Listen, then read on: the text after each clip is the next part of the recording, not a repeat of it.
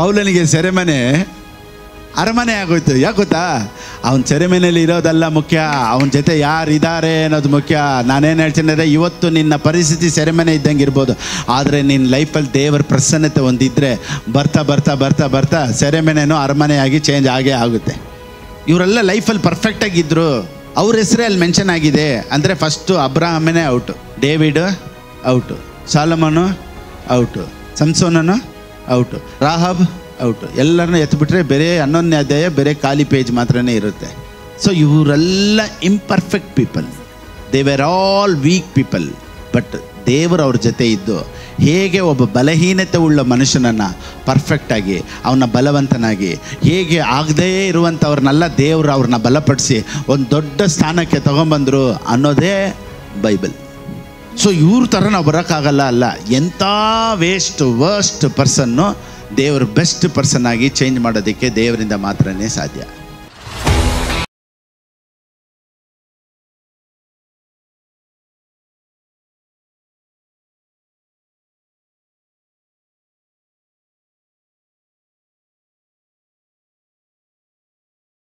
ಸಾಕು ನೀ ನನ್ನ యేసయ్య ಈ ಲೋಕ ಯಾತ್ರೆಯಲ್ಲಿ, ನನಗೆ ಸಾಕು ನೀ ನನ್ನ యేసయ్య ಈ ಲೋಕ ಜಯವೇ ಜಯವೇ ನನಗೆ ಜಯವೇ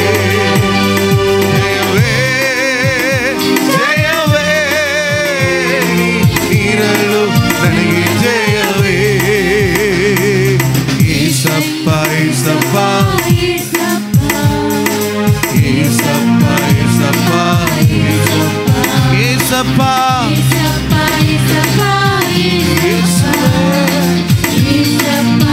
ನನಗೆ ಸಾಕು, ನನಗೆ ಸಾಕು ನೀ ನನ್ನ యేసయ్య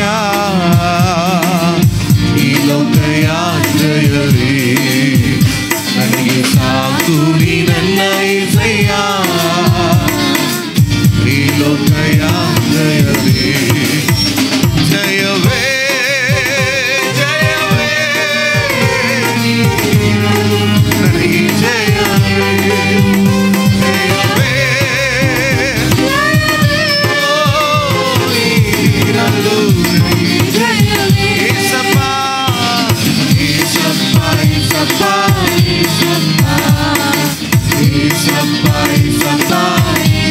ಕೈಗಳನ್ನು ತಟ್ಟಿ ಆರಾಧಿಸೋಣ.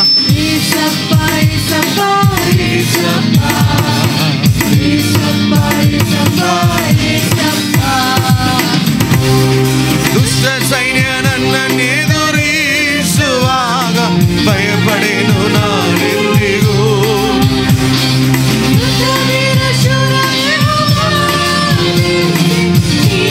ನನ್ನ యేసయ్య ನನ್ನ ಜಯ ಧ್ವಜವು ನೀನೇನಯ್ಯ, ನನ್ನ ಜೊತೆಗಾರ ನೀನೇನಯ್ಯ, ನೀನೇನಯ್ಯ ನನ್ನ ಜೊತೆಗಾರ ನೀನೇನಯ್ಯ.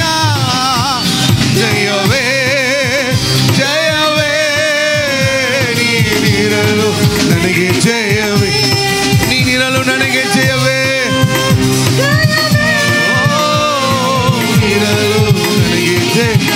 ಏಸಪ್ಪ ಏಸಪ್ಪ ಏಸಪ್ಪ ಏಸಪ್ಪ ಏಸಪ್ಪ ಏಸಪ್ಪ ಏಸಪ್ಪ ಏಸಪ್ಪ ಏಸಪ್ಪ ಏಸಪ್ಪ ನೀನೇ ನೀನೇ ನನ್ನ ಒಡೆಯನಯ್ಯ, ನೀನೇ ನೀನೇ ನನ್ನ ರಾಜನಯ್ಯ. ದೇವ ನೀನೇ ನೀನೇ ನನ್ನ ಒಡೆಯನಯ್ಯ, ನೀನೇ ನೀನೇ ನನ್ನ ರಾಜನಯ್ಯ. యేసయ్య యేసయ్య యేసయ్య యేసయ్య యేసయ్య యేసయ్య యేసయ్య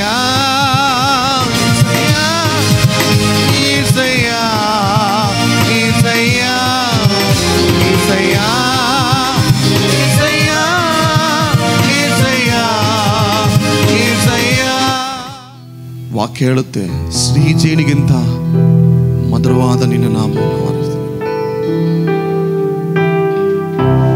Your name is beautiful, Father. Your name is wonderful, Father. ನಿನ್ನ ನಾಮ ಉನ್ನತವಾದ ನಾಮ ಸ್ವಾಮಿ. ನಿನ್ನ ನಾಮವನ್ನು ನಾವು ಆರಾಧಿಸ್ತೇವಪ್ಪ. ನಿನ್ನ ನಾಮವನ್ನು ನಾವು ಕೊಂಡಾಡುತ್ತೇವೆ ರಾಜನೇ. Yesayya, thank you Jesus. ಎರಡು ಕೈಗಳನ್ನೆತ್ತಿ ಕಣ್ಗಳು ಮುಚ್ಚಿ. Thank you Jesus.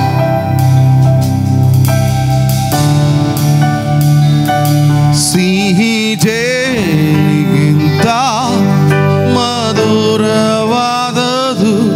ಉಕ್ಕಿಯರಿಯುಂತ ಪ್ರೀತಿ ನಿನ್ನದು ಬೆಳ್ಳಿ ಬಂಗಾರಕ್ಕಿಂತ ಪರಂಜಿಯಾದದು ಯೇಸು ನಿನ್ನ ನಾಮವು. ಹಿಮಪಾದಕ್ಕಿಂತ ತಂಪಾಗಿರುವಂಥದ್ದು ಸೂರ್ಯಕಾಂತಿಗಿಂತ ಪ್ರಕಾಶಮಾನವು ಬೆಳ್ಳಿ ಬಂಗಾರಕ್ಕಿಂತ ನಿರ್ಮಲವಾದದು ಯೇಸು ನಿನ್ನ. ಸಿಹಿ ಜೇನಿಗಿಂತ ಮಧುರವಾದದು ಔಕಿಯರಿಯುವಂತ ಪ್ರೀತಿ ನಿನ್ನದು ಬೆಳ್ಳಿ ಬಂಗಾರಕ್ಕಿಂತ ಅಪರಂಜಿಯಾದದು ಯೇಸು ನಿನ್ನ ನಾಮವು. ಹಿಮಪಾದಕ್ಕಿಂತ ತಂಪಾಗಿರುವಂಥದ್ದು ಸೂರ್ಯಕಾಂತಿಗಿಂತ ಪ್ರಕಾಶಮಾನವು ಬೆಳದಿಂಗಳಿಗಿಂತ ನಿರ್ಮಲವಾದದು ಯೇಸು ನಿನ್ನ. ಯೇಸು ಯೇಸು ಸರ್ವಶಕ್ತನು ನೀನು, ಮರಣವನ್ನೇ ಜಯಿಸಿದ ವೀರನು, ಸರ್ವವನ್ನೇ ಆಳುವ ಯೋಧನು, ನಿಮಗೆ ಸಾಟಿ ಇಲ್ಲೊಬ್ಬ ರಕ್ಷಕ ರಕ್ಷಕ ನೀನೇನೇ ನನ್ನದು.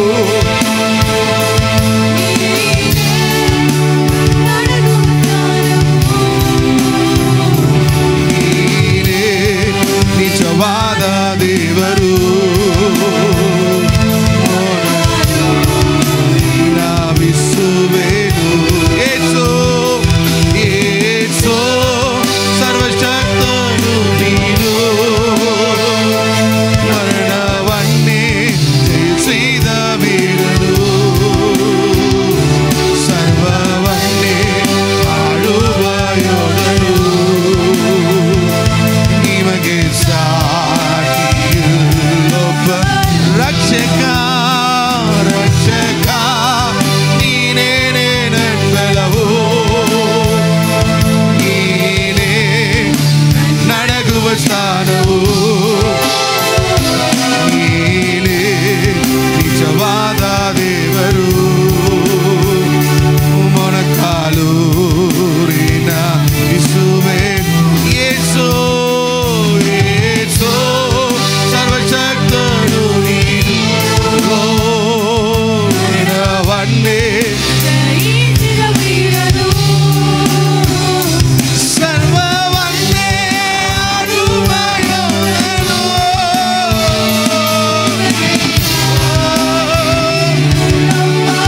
ರಕ್ಷಕ ರಕ್ಷಕ ನೀನೇನೇ ನನ್ನೆಲ್ಲವೂ, ನೀನೇ ನಡಗುವ ಸ್ಥಾನವು, ನೀನೇ ನಿಜವಾದ ದೇವರು, ಮೊಣಕಾಲೂರಿನ ಬಿಸುವೆ. ಯೇಸು ಸರ್ವಶಕ್ತನು ನೀನು, ಮರಣವನ್ನೇ ಜಯಿಸಿದ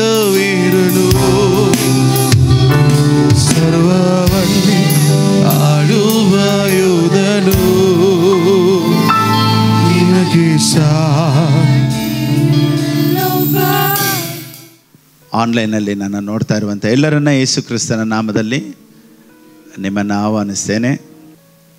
ಆದಾಮನು ಹಣ್ಣನ್ನು ತಿಂದು ಫಸ್ಟ್ ಆಗಿದ್ದೇನು ಗೊತ್ತಾ? Mind was corrupted. ಎಲ್ಲರೂ ಹೇಳಿ, ಮೈಂಡ್ ವಾಸ್ ಕರಪ್ಟೆಡ್. ಬುದ್ಧಿ ಕೆಟ್ಟೋಯ್ತು. ಬುದ್ಧಿ ಕೆಟ್ಟೋಗಿದ್ಮೇಲೆ ಪರಿಸ್ಥಿತಿ ಎಲ್ಲ ಕೆಟ್ಟೋಯ್ತು. ಇವತ್ತು ಲೋಕದಲ್ಲಿ ಶಾಪ, ತೊಂದರೆ, ಕಷ್ಟ ಇದೆಲ್ಲ ಏನಕ್ಕೆ ಬಂತು ಗೊತ್ತಾ? ಫಸ್ಟು ಆದಾಮನಿಗೆ ಬುದ್ಧಿ ಕೆಟ್ಟೋಯ್ತು. ಈ ಒಬ್ಬನಿಗೆ ಬುದ್ಧಿ ಕೆಟ್ಟೋದ್ರಿಂದ ಇಡೀ ಪರಿಸ್ಥಿತಿನೇ ಕೆಟ್ಟೋಯ್ತು. ಇವತ್ತು ನಾನೇನು ಹೇಳ್ತೀನಿ ಅಂದರೆ, ಇವತ್ತು ನಿಮ್ಮ ಬುದ್ಧಿ ಸರಿ ಹೋಗ್ಬಿಟ್ರೆ ಪರಿಸ್ಥಿತಿ ಎಲ್ಲ ಸರಿ ಹೋಗ್ಬಿಡುತ್ತೆ. ಇವತ್ತು ನಮ್ಮ ಪರಿಸ್ಥಿತಿಗಳು ಬದಲಾವಣೆ ಆಗಬೇಕು ಅಂದರೆ ಫಸ್ಟ್ ನಮ್ಮ ಮೈಂಡ್ ಸೆಟ್ ಚೇಂಜ್ ಆಗಬೇಕು. Wrong information makes you a bad person. ಇವಾಗ ನೋಡಿ, ಇವಾಗ ನೀವು ಒಳ್ಳೆಯವರೇ, ಆದರೆ ನಿಮ್ಮನ್ನು ಕೆಟ್ಟವರಾಗಿ ಹೆಂಗೆ ಮಾಡ್ತೀವಿ ಅಂದರೆ, ಇನ್ನೊಬ್ಬರ ಬಗ್ಗೆ ತಪ್ಪಾಗಿ ಹೇಳೋದ್ರಿಂದ ನಿಮಗೆ ನೋಡಿ, ಇವಾಗ ಇವ್ರು ಸರಿ ಇಲ್ಲ ಅಂತ ಹೇಳಿದ ತಕ್ಷಣ ನಿಮ್ಮ ಆ್ಯಕ್ಟಿವಿಟೀಸು, ನಿಮ್ಮ ರಿಯಾಕ್ಷನ್ನು, ನಿಮ್ಮ ಗುಣ ಎಲ್ಲನೂ ಚೇಂಜ್ ಆಗಿಬಿಡುತ್ತೆ. ಇವಾಗ ನಿಮ್ಮನ್ನು ಕೆಟ್ಟವರಾಗಿ ಮಾಡಬೇಕು ಅಂದರೆ ನಾನೇನು ಮಾಡಬೇಕು? ಇನ್ನೊಬ್ಬರು ಸರಿ ಇಲ್ಲ ಅಂತ ಹೇಳಬೇಕು. ನಿಮ್ಮ ಹತ್ರ ನೀವೊಂದು ದೊಡ್ಡ ಸಾಹುಕಾರರು ಅಂತ ಇಟ್ಕೊಳ್ಳಿ. ನಿಮ್ಮ ಹತ್ರ ಒಂದು ಗನ್ ಕೊಟ್ಟಿದ್ದಾರೆ, ಬಂದೂಕು ಕೊಟ್ಟಿದ್ದಾರೆ ನಿಮ್ಮ ಬಂದೋಬಸ್ತಿಗೆ. ನೀವು ಅದು ನಿಮ್ಮ ಸೇಫ್ಟಿಗಾಗಿ ಯೂಸ್ ಮಾಡಬೇಕು ಅಂತ. ಇವಾಗ ರಾತ್ರಿ ಯಾರೋ ಒಬ್ಬರು ಬರ್ತಾರೆ, ಓಕೆನಾ? ಅವ್ರು ನಿಮ್ಮನ್ನು ಅರ್ಜೆಂಟಿಗೆ ನೋಡಬೇಕು ಅಂತ ಬರ್ತಾರೆ. ನಾನು ಪಕ್ಕದಲ್ಲಿ ಏನು ಹೇಳ್ತೀನಿ ಗೊತ್ತಾ? ನಿಮ್ಮನ್ನು ಕೊಲೆ ಮಾಡೋಕ್ಕೆ ಅವ್ನು ಬರ್ತಾ ಇರೋದು, ನಿಮ್ಮನ್ನು ಬಂದು ಕೊಂದುಬಿಡ್ತಾನೆ ಇವತ್ತು ನೈಟು ಅಂತ ಹೇಳಿದ ತಕ್ಷಣ ಅವನೇನು ಮಾಡ್ತಾನೆ? ಬಂದಕ್ಕೆ ತೊಗೊಂಡು ಶೂಟ್ ಮಾಡಿಬಿಡ್ತಾನೆ. ಆದರೆ ಅವ್ನು ಬಂದಿರೋ ಉದ್ದೇಶ ಏನು ಗೊತ್ತಾ? ಇವ್ರನ್ನ ಅರ್ಜೆಂಟಿಗೆ ನೋಡಬೇಕು ಅಂತ. ನಾನು ಸೆಂಟ್ರಲ್ಲಿ ನಿಂತ್ಕೊಂಡು ಏನು ಹೇಳ್ತೀನಿ ಗೊತ್ತಾ? ನಿನ್ನ ಸಾಯಿಸ್ಬೇಕು ಅಂತ ಬಂದೇವನೇ ಅಂತ. ಸೊ ಇವನು ಬಂದಕ್ಕನ್ನು ಬಂದೋಬಸ್ತಾಗಿ ಇಟ್ಕೊಂಡಿರ್ಬೋದು, ಆದರೆ ಇವನು ಕೆಟ್ಟವನಾಗಿ ಒಂದು ಕೊಲೆಗಾರನಾಗಿ ಚೇಂಜ್ ಆಗಿದೆ. ಏನಕ್ಕೆ ಗೊತ್ತಾ? ಏನಕ್ಕೆ ಹೇಳಿ? ಸೆಂಟ್ರಲ್ಲಿ ನಾನು ತಂದಿಟ್ಟೆ. ಸೊ ಒಬ್ಬರು ಕೆಟ್ಟವರಾಗಿ ಚೇಂಜ್ ಆಗೋದು ಯಾವಾಗ ಗೊತ್ತಾ? ಇನ್ನೊಬ್ರು ಬಂದ್ಬಿಟ್ಟು ಇವ್ರು ಸರಿ ಇಲ್ಲ ಅಂತ ಹೇಳ್ಕೊಡ್ತಾರೆ. ಅವ್ರು ನೋಡಿದೆ. ನೋಡಿ, ಇವಾಗ ನಿಮ್ಮನ್ನು ನೋಡಿದ್ರೆ ಒಬ್ರಿಗೆ ಕೋಪ, ನಿಮ್ಮನ್ನು ನೋಡಿದ್ರೆ ಮುಖ ತಿರ್ಸ್ಕೊಳ್ತಾರೆ, ನಿಮ್ಮನ್ನು ನೋಡಿದ್ರೆ ಹೊಟ್ಟೆ ಉರಿತೈತೆ. ಏನಕ್ಕೆ ಗೊತ್ತಾ? ಅವ್ರ ಬಗ್ಗೆ ನಿಮ್ಮ ಹತ್ರ ತಪ್ಪಾಗಿ ಹೇಳಿದ್ರಿಂದ ಅವ್ರನ್ನ ನೋಡಿದ್ರೆ ನೀವು ಎನಿಮಿ ಥರ ನೋಡ್ತೀರ. ಸೊ ಇವತ್ತು ನೀವು ಕೆಟ್ಟೋಗಿದ್ದ ಕಾರಣ ಏನು ಗೊತ್ತಾ? ಇನ್ನೊಬ್ಬರ ಬಗ್ಗೆ ತಪ್ಪಾಗಿ ಒಬ್ರು ಹೇಳಿದ್ರಿಂದ ನೀವು ಕೆಟ್ಟವರಾಗಿ ಚೇಂಜ್ ಆಗಿಬಿಟ್ರಿ. ಇವಾಗ ಇನ್ನೊಂದು ಎಕ್ಸಾಂಪಲ್ ಹೇಳ್ತೀನಿ ನೋಡಿ. ಇವಾಗ ನಿಮ್ಮ ಮನೇಲಿ ನೀರು ಚೆನ್ನಾಗಿ ಬರ್ತೈತೆ, ನಾನು ಬಂದು ಹೇಳ್ತೀನಿ ಇವತ್ತಿಂದ 1 ತಿಂಗಳು ನೀರು ಬರೋಲ್ಲ, ನೀರು ಹುಷಾರಾಗಿ ಇಟ್ಕೊಂಡಿರಿ ಅಂತ. ಇವಾಗ ಪಕ್ಕದಲ್ಲಿರೋರು ಯಾರೋ ಬಂದ್ಬಿಟ್ಟು ಒಂದು ಬಿಂದಿಗೆ ನೀರು ಬೇಕು ಅಂದರೆ ಏನು ಹೇಳ್ತೀರಾ? ಇಲ್ಲ ಅಂತ ಹೇಳ್ತೀನಿ. ನೀರು 1 ತಿಂಗಳು ಬರಲ್ಲ ಅಂತ ನಾನು ಸುಮ್ಮನೆ ಹೇಳಿರ್ತೀನಿ. ಇವಾಗ ಅವನಿಗೆ ಅರ್ಜೆಂಟಿಗೆ 1 ಬಕೆಟ್ ನೀರು ಬೇಕಾಗಿತ್ತು, ಇವನು ಕೊಡಬೇಕಾಗಿತ್ತು. ಆದರೆ ಇವನು ಕೆಟ್ಟವನಾಗಿ ಚೇಂಜ್ ಮಾಡಿದ್ದು, ಇವನು ಕೆಟ್ಟವನಾಗಿ ತೋರಿಸ್ಕೊಂಡಿದ್ದಕ್ಕೆ ಕಾರಣ ಏನು ಗೊತ್ತಾ? Wrong information. ಎಲ್ಲರೂ ಹೇಳಿ. ಸೊ ಇವತ್ತು ರಾಂಗ್ ಇನ್ಫಾರ್ಮೇಷನ್ನೇ ದೇವ್ರನ್ನ ಅನೇಕರು ಕೆಟ್ಟವ್ರ ಥರ ನೋಡೋದು. ಅದಕ್ಕೇ ರಾಂಗ್ ಇನ್ಫಾರ್ಮೇಷನ್ನ ಚೇಂಜ್ ಮಾಡೋದಕ್ಕೇ ಪಾಸ್ಟರ್ ಫಿಲಿಪ್ ಬಾಬು ಇವತ್ತು ರೈಟ್ ಇನ್ಫಾರ್ಮೇಷನ್ನ ಕೊಡೋದಕ್ಕಾಗಿಯೇ ದೇವ್ರು ನನ್ನನ್ನು ಇಟ್ಟಿರೋದು. ಆಮೇಲೆ ರೈಟ್. ಇವಾಗ ನೋಡಿ, ಇನ್ನೊಂದು ಎಕ್ಸಾಂಪಲ್ ಹೇಳ್ತೀನಿ ನೋಡಿ. ಉದಾಹರಣೆಗಳು ಹೇಳ್ತಾ ಇದ್ರೇ ನಿಮ್ಗೆ ಅರ್ಥ ಆಗೋದು. ಕೆಲವ್ರು ಹೇಳ್ತಾರೆ, ಪಾಸ್ಟರ್ ನೀವು ಎಕ್ಸಾಂಪಲ್ ಎಲ್ಲ ಹೇಳಿ ನೀಟಾಗಿ ತುಂಬ ಚೆನ್ನಾಗಿ ಅರ್ಥ ಮಾಡಿಸ್ತೀರ. ಅದಕ್ಕೆ ತಾನೇ ಇರೋದೇ. ಒಂದು 10 ಎಕ್ಸಾಂಪಲ್ ಹೇಳಿದ್ರು ಪರವಾಗಿಲ್ಲ, ನಾನು ಏನು ಹೇಳಕ್ಕೆ ಬಂದಿದ್ದೀನೋ ಅದು ನಿಮ್ಗೆ ಅರ್ಥ ಆದರೆ ಸಾಕು. ಇವತ್ತಿಗೆ ಬಂದಿದ್ದಕ್ಕೆ ಸಾರ್ಥಕ ಆಯಿತು. ಬೆಳಿಗ್ಗೆ ಎದ್ದು ರೆಡಿಯಾಗಿ ಅಲಾರ್ಮ್ ಇಟ್ಟು ಸ್ನಾನ ಮಾಡಿ ಬಟ್ಟೆ ಅಯನ್ ಮಾಡಿ ಅಲ್ಲಿಂದ ಪೆಟ್ರೋಲ್ ಹಾಕ್ಕೊಂಡು ನೀವು ಇಷ್ಟು ದೂರ ಚರ್ಚಿಗೆ ಬಂದು ನಿಮಗೇನು ಅರ್ಥ ಆಗಿಲ್ಲಪ್ಪ, ಸುಮ್ಮನೆ ಹಂಗೆ ಬಂದ್ಬಿಟ್ಟು ಹೋದರೆ ನಾವು ಇವತ್ತು ಚರ್ಚು AC ಹಾಕಿ ಸ್ಪೀಕರ್ ಹಾಕಿ ಎಲ್ಲನೂ ಮೈಕೆಲ್ಲ ಆನ್ ಮಾಡಿದ ಪ್ರಯೋಜನ ಇಲ್ಲದೆ ಇರೋ ಥರ ಆಗ್ಬಿಡುತ್ತೆ ಅಲ್ವಾ? ಕೆಲವರು ಹೇಳ್ತಾರೆ, ಪಾಸ್ಟರ್ ಇವತ್ತು ನಮ್ಮ ಪಾಸ್ಟರ್ ತುಂಬ ಆಳವಾಗಿ ಪ್ರಸಂಗ ಮಾಡಿದ್ರು. ಏನು ಆಳವಾಗಿ ಪ್ರಸಂಗ ಮಾಡಿದ್ರು? ಅದೇ ನಮ್ಗೆ ಅರ್ಥನೇ ಆಗಿಲ್ಲ, ಅಷ್ಟು ಆಳವಾಗಿ ಮಾತಾಡಿದ್ರು.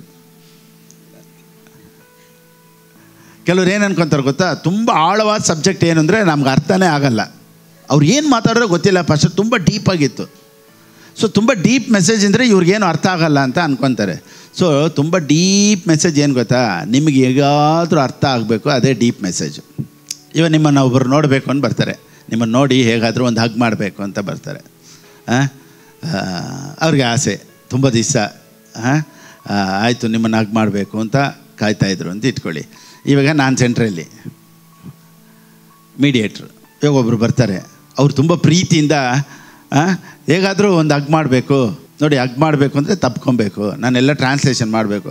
ಒಬ್ಬರು ಎಲ್ಲಿ ಯಾದಗಿರಿಯಿಂದ ಫೋನ್ ಮಾಡಿದ್ರು, ಪಾಸ್ಟರ್ ನೀವು ಸ್ವಲ್ಪ ಇಂಗ್ಲೀಷ್ ಜಾಸ್ತಿ ಮಾತಾಡ್ತೀರಾ, ನಾವು ಕನ್ನಡದವ್ರು ನಮ್ಗೆ ಅರ್ಥ ಆಗಲ್ಲ ಅಂದರು. ಸ್ವಲ್ಪ ಇಂಗ್ಲೀಷ್ನ ಕಡಿಮೆ ಮಾಡಿ ಸ್ವಲ್ಪ ಕನ್ನಡದಲ್ಲೇ ಹೇಳಿ ಅಂತಾರೆ. ನೋಡಿ, ಸ್ವಲ್ಪನೂ ಮಿಕ್ಸ್ ಇಲ್ಲದೆ ಒರಿಜಿನಲ್ ಕೇಳ್ತಾರೆ ನಮ್ಮವರು. Right, okay.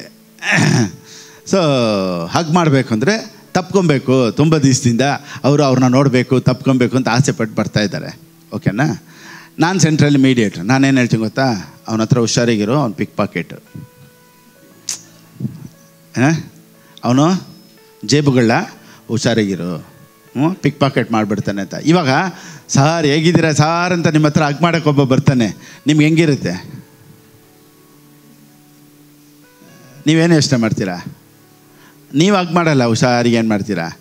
ಪರ್ಸು ಕರೆಕ್ಟಿಗಿದೆಯಾ ಅಂತ ನೋಡಿ. ಅವನು ಪ್ರೀತಿಯಿಂದ ಬಂದ್ರೂ ನಾನು ಕೊಟ್ಟಿರೋ ರಾಂಗ್ ಇನ್ಫಾರ್ಮೇಷನಲ್ಲಿ ಒಬ್ಬರ ಬಗ್ಗೆ ತಪ್ಪಾಗಿ ಇನ್ಫಾರ್ಮೇಷನ್ ಕೊಟ್ಟೋದ್ರಿಂದ ಅವ್ರನ್ನ ನೋಡಿದ್ರೆ ನಮ್ಗೆ ಕೆಟ್ಟವ್ರ ಥರನೇ ಅನಿಸುತ್ತೆ. ಸೊ ಅವನು ತಪ್ಕೊಳ್ಳೋಕ್ಕೆ ಅಂತ ಬಂತಾನೆ, ಆದರೆ ಇವನೇನು ಮಾಡ್ತಾನೆ ಗೊತ್ತಾ, ಹುಷಾರಿಗಿದ್ದಾನೆ. ಯಾಕೆ ಗೊತ್ತಾ? Wrong information. ಅದೇ ರೀತಿಯೇ ತೋಟದಲ್ಲೂ ಸಹ ಆದಮನನ್ನು ದೇವರು ತಪ್ಕೊಬೇಕು ಅಂತ ಬಂದರು. ಸೈತಾನನ ರಾಂಗ್ ಇನ್ಫಾರ್ಮೇಷನ್ ಕೊಟ್ಟ. ಬಂದರೆ ಇವಾಗ ಕ್ಯಾಕರಿಸಿ ಉಗಿತಾರೆ, ಇಲ್ಲ ಜಾರಿಸಿ ಓದಿತಾರೆ, ದೇವ್ರು ನಿನ್ನನ್ನು ಶಿಕ್ಷಿಸ್ತಾರೆ ಅಂತ ಒಂದು ರಾಂಗ್ ಇನ್ಫಾರ್ಮೇಷನ್ ಅವನ ಮೈಂಡಲ್ಲಿ ಹಾಕಿದ್ರಿಂದ ಆದಾಮನೇ ಅಂತ ದೇವ್ರು ತಪ್ಕೊಳ್ಳೋಕೆ ಬಂದ್ರು ಇವನು ಮರದಿಂದ ಹೋಗ್ಬಿಟ್ಟು, ದೇವರೇ ನಾನಿಲ್ಲಿ ಬಚ್ಚಿಟ್ಕೊಂಡಿದ್ದೀನಿ, ನನ್ನ ಮುಂದೆ ಬರಬೇಡ ಅಂತ ದೇವರಿಂದ ದೂರ ಹೋಗೋದಕ್ಕೆ ಕಾರಣ ಏನು ಅಂದರೆ ರಾಂಗ್ ಇನ್ಫಾರ್ಮೇಷನ್. ಇವತ್ತು ಅನೇಕರು ದೇವರಿಂದ ದೂರ ಹೋಗೋದಕ್ಕೆ ಕಾರಣ ಏನು ಅಂದರೆ ರಾಂಗ್ ಪ್ರೀಚಿಂಗ್ಸು. ತಪ್ಪಾಗಿ ಪ್ರಸಂಗ ಮಾಡಿರೋದ್ರಿಂದ ಇವತ್ತು ದೇವ್ರನ್ನ ಸರಿಯಾಗಿ ಪ್ರೀತಿ ಮಾಡೋಕ್ಕಾಗ್ತಾ ಇಲ್ಲ, ದೇವ್ರ ಹತ್ರ ಬರೋಕ್ಕಾಗ್ತಾ ಇಲ್ಲ. ಸೊ ಇವತ್ತು ಈ ಪ್ರಸಂಗ, ಇವತ್ತು ಈ ಪ್ರೀಚಿಂಗು ದೂರ ಇರುವಂಥ ನಿನ್ನನ್ನು ದೇವರ ಹತ್ತಿರಕ್ಕೆ ತಗೊಂಬರಲಿ ಅಂತ ನನ್ನ ಹೃದಯದ ಆಳದಿಂದ ಪವಿತ್ರಾತ್ಮನು ನನ್ನ ಮುಖಾಂತರ ದೇವ್ರು ಮಾತನಾಡಲಿ, ಅನೇಕರನ್ನ ಆತನ ಪಕ್ಕ ಎಳ್ಕೊಳ್ಳೋದಕ್ಕೆ ದೇವ್ರು ನನ್ನನ್ನು ಉಪಯೋಗಿಸಲಿ ಅಂತ ಇವತ್ತು ನಾನು ನಂಬ್ತೀನಿ. ಪವಿತ್ರಾತ್ಮನು ನನ್ನ ಮುಖಾಂತರ ಮಾತನಾಡ್ತಾರೆ ಅಂತ. Praise the Lord, hallelujah. So ಇವತ್ತು ನಾನೇನು ಹೇಳ್ತೀನಿ ಗೊತ್ತಾ, ಅವ್ರು ಒಳ್ಳೆಯವರು, ಅವ್ರು ನಿಮ್ಮನ್ನು ತಪ್ಕೊಬೇಕು ಅಂತ ಬರ್ತಾಯಿದ್ದಾರೆ, ನಿಮ್ಮ ಹತ್ರ ಇರಬೇಕು, ನಿಮ್ಮ ಹತ್ರ ಮಾತಾಡಬೇಕು ಅಂತ ಇಷ್ಟಪಡ್ತಾರೆ, ನಿಮ್ಮನ್ನು ನೋಡಿದ್ರೆ ಅವ್ರಿಗೆ ತುಂಬ ಇಷ್ಟ ಅಂತ ಹೇಳಿದಾಗ ನೀವೇನು ಮಾಡ್ತೀರಾ? ಅವ್ರು ಬರೋಕ್ಕಿಂತ ಮುಂಚೆ ನೀವೇನೇ ಹೋಗ್ತೀರಾ ಹತ್ರ? ಹೌದಾ, ಇಷ್ಟು ಒಳ್ಳೆಯವರ ಅಂತ. ಸೊ ನಾನು ರಾಂಗ್ ಇನ್ಫಾರ್ಮೇಷನ್ ಕೊಟ್ಟರೆ ನೀವೇನು ಮಾಡ್ತೀರಾ? ಹತ್ರ ಹೋಗಲ್ಲ. ಇವತ್ತು ಕ್ರೈಸ್ತರು ದೂರ ಇರೋದಕ್ಕೆ ಕಾರಣ ಏನಂದರೆ ರಾಂಗ್ ಪ್ರೀಚಿಂಗ್ಸ್. ಬೈಬಲ್ ಫುಲ್ಲಾಗಿ ನೋಡಿ, ನಂಬಿಕೆ ಮಾತ್ರನೇ ದೇವ್ರ ಎದುರು ನೋಡೋದು. ಸೊ ಇವತ್ತು ನಂಬಿಕೆ ಬಗ್ಗೆ ನಾನು ಯಾಕೆ ಹೇಳ್ತೀನಿ ಅಂದರೆ, ನಂಬಿಕೆ ಇಲ್ಲದೆ ದೇವರನ್ನ ಮೆಚ್ಚಿಸಲು ಸಾಧ್ಯ ಇಲ್ಲ ಅಂತ ಐತೆ ಹೊರತು, ಪ್ರಾರ್ಥನೆ ಇಲ್ಲದೆ, ಉಪವಾಸ ಇಲ್ಲದೆ, ಪರಿಶುದ್ಧತೆ ಇಲ್ಲದೆ ದೇವರನ್ನ ಮೆಚ್ಚಿಸಲು ಸಾಧ್ಯವಿಲ್ಲ ಅಂತ ಎಲ್ಲೂ ಬೈಬಲಲ್ಲಿ ಇಲ್ಲ. ಬೈಬಲಲ್ಲಿರೋ ಯಾರೂ ಪರ್ಫೆಕ್ಟ್ ಪೀಪಲ್ ಅಲ್ಲ. ಅದ್ರ ಬಗ್ಗೆ ಎಲ್ಲ ಬರೋವಾರ ಹೇಳ್ತೀನಿ. ಇಬ್ರಿಯರಿಗೆ ಬರೆದ ಪುಸ್ತಕ 11ನೇ ಅಧ್ಯಾಯದಲ್ಲಿ ಸಂಪೂರ್ಣವಾಗಿ ಎಲ್ಲನೂ ಯಾರ ಬಗ್ಗೆ ಬರೆದಿದೆ ಗೊತ್ತಾ? Faith heroes. ಯಾರು? ಎಲ್ಲರೂ ನಂಬಿಕೆಯ ವೀರರು.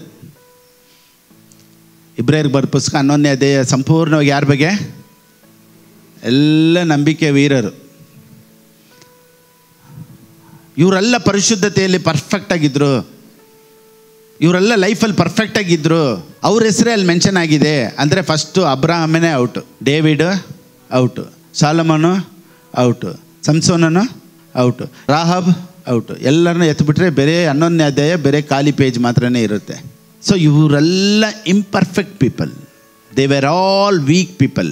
ಬಟ್ ದೇವರು ಅವ್ರ ಜೊತೆ ಇದ್ದು ಹೇಗೆ ಒಬ್ಬ ಬಲಹೀನತೆ ಉಳ್ಳ ಮನುಷ್ಯನನ್ನು ಪರ್ಫೆಕ್ಟಾಗಿ, ಅವನ ಬಲವಂತನಾಗಿ, ಹೇಗೆ ಆಗದೇ ಇರುವಂಥವ್ರನ್ನೆಲ್ಲ ದೇವರು ಅವ್ರನ್ನ ಬಲಪಡಿಸಿ ಒಂದು ದೊಡ್ಡ ಸ್ಥಾನಕ್ಕೆ ತಗೊಂಬಂದರು ಅನ್ನೋದೇ ಬೈಬಲ್. ಸೊ ಇವ್ರ ಥರ ನಾವು ಬರೋಕ್ಕಾಗಲ್ಲ. ಅಲ್ಲ, ಎಂಥ ವರ್ಸ್ಟ್ ಪರ್ಸನ್ನು ದೇವ್ರ ಬೆಸ್ಟ್ ಪರ್ಸನ್ ಆಗಿ ಚೇಂಜ್ ಮಾಡೋದಕ್ಕೆ ದೇವರಿಂದ ಮಾತ್ರನೇ ಸಾಧ್ಯ. ದೇವ್ರು ಯಾರನ್ನೂ ಅಕಸ್ಮಾತಾಗಿ ಇವನ್ನ ನಾನು ಆರಿಸ್ಕೊಂಡಿದ್ದೆ ತಪ್ಪಾಗೋಯ್ತಪ್ಪ, ಇವನು ಪರ್ಫೆಕ್ಟಾಗಿ ಇರ್ತಾನೆ ಅಂತ ಯೋಚನೆ ಮಾಡಿ ಕರ್ಕೊಂಡೆ. ಆದರೆ ಇವನು ಹಿಂಗೆ ಮಾಡ್ತಾನೆ ಅಂತ ನಾನು ಅಂದ್ಕೊಂಡೇ ಇರಲಿಲ್ಲ. ಇವನು ಆರಿಸ್ಕೊಬಾರ್ದಾಗಿತ್ತು ಅಂತ ದೇವರು ಒಂದು ವೇಳೆ ನನ್ನನ್ನು ನಿಮ್ಮನ್ನು ಕರೆದಿದ್ದಕ್ಕೆ ಪಶ್ಚಾತ್ತಾಪ ಪಡಂಗಿದ್ರೆ ಆತನ ದೇವರೇ ಅಲ್ಲ. He knows our weakness. ನಾವೆಷ್ಟು ಇಂಪರ್ಫೆಕ್ಟ್ ಅಂತ ದೇವ್ರಿಗೆ ಗೊತ್ತು, ನಾವೆಷ್ಟು ಬಲಹೀನತೆ ಉಳ್ಳವರು ಅಂತ ಗೊತ್ತು, ನಾವೇನೇನು ಮಾಡ್ತೀವಿ ಅಂತ ಗೊತ್ತು, ನಾವೆಲ್ಲೆಲ್ಲ ಎಡರ್ತೀವಿ ಅಂತ ಗೊತ್ತು, ನಾವೆಲ್ಲೆಲ್ಲ ಬೀಳ್ತೀವಿ ಅಂತ ಗೊತ್ತಿದ್ದೇ. ಎಲ್ಲರೂ ಹೇಳಿ, ನಿನ್ನನ್ನು ಆರಿಸ್ಕೊಂಡಿರೋದು. ಸೊ ದೇವ್ರು ನಿನ್ನನ್ನು ಆರಿಸ್ಕೊಂಡಿದ್ದಕ್ಕೆ ಪಶ್ಚಾತ್ತಾಪ ಪಡೋದಿಲ್ಲ. ನಾವು ಯಾರು ಅಂತ ದೇವ್ರಿಗೆ ಚೆನ್ನಾಗಿ ಗೊತ್ತು. ಇವತ್ತು ತುಂಬ ಪರ್ಫೆಕ್ಟಾಗಿ ಇರೋ ಥರ ಇರ್ಬೋದು, ನಾಳೆ ನಾವು ಎಲ್ಲಿ ಬೀಳ್ತೀವಿ, ಹೆಂಗೆ ಬೀಳ್ತೀವಿ, ನಮಗೆ ಎಷ್ಟು ಬಲಹೀನತೆ ಇದೆ, ಗಾಡ್ ನೋಸ್ ಎವ್ರಿಥಿಂಗ್. ನಿನ್ನಂಥ ತಂದೆಯು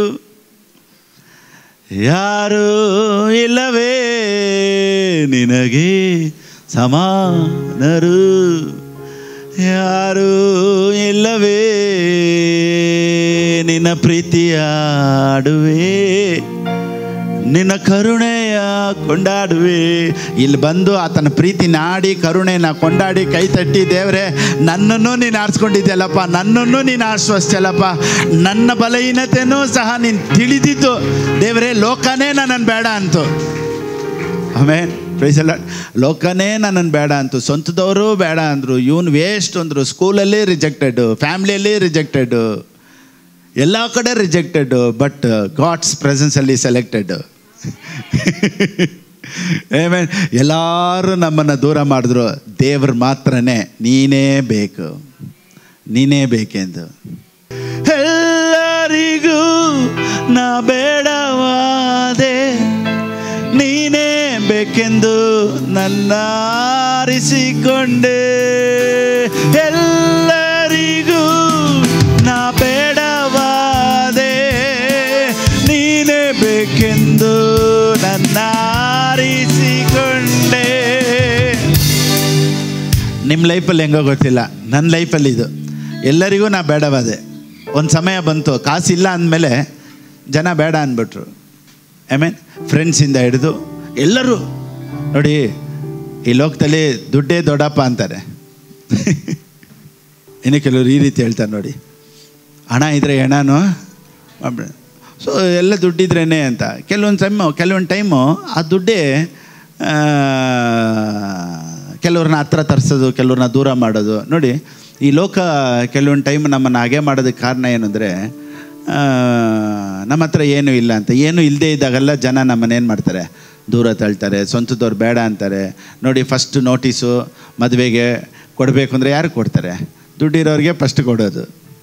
ಸೊ ನಾನೇನು ಹೇಳ್ತೀನಿ ಅಂದರೆ, ಒಂದು ಕಾಲದಲ್ಲಿ ಎಲ್ಲರೂ ನಮ್ಮನ್ನು ಬೇಡ ಅಂದರು, ಹಾಗೆ ಮಾಡಿದ್ರು, ಪರಿಸ್ಥಿತಿಗಳು. ಇವತ್ತು ಒಂದು ವೇಳೆ ನಿಮ್ಮ ಪರಿಸ್ಥಿತಿ ಹಂಗಿರ್ಬೋದು, you will never be the same again.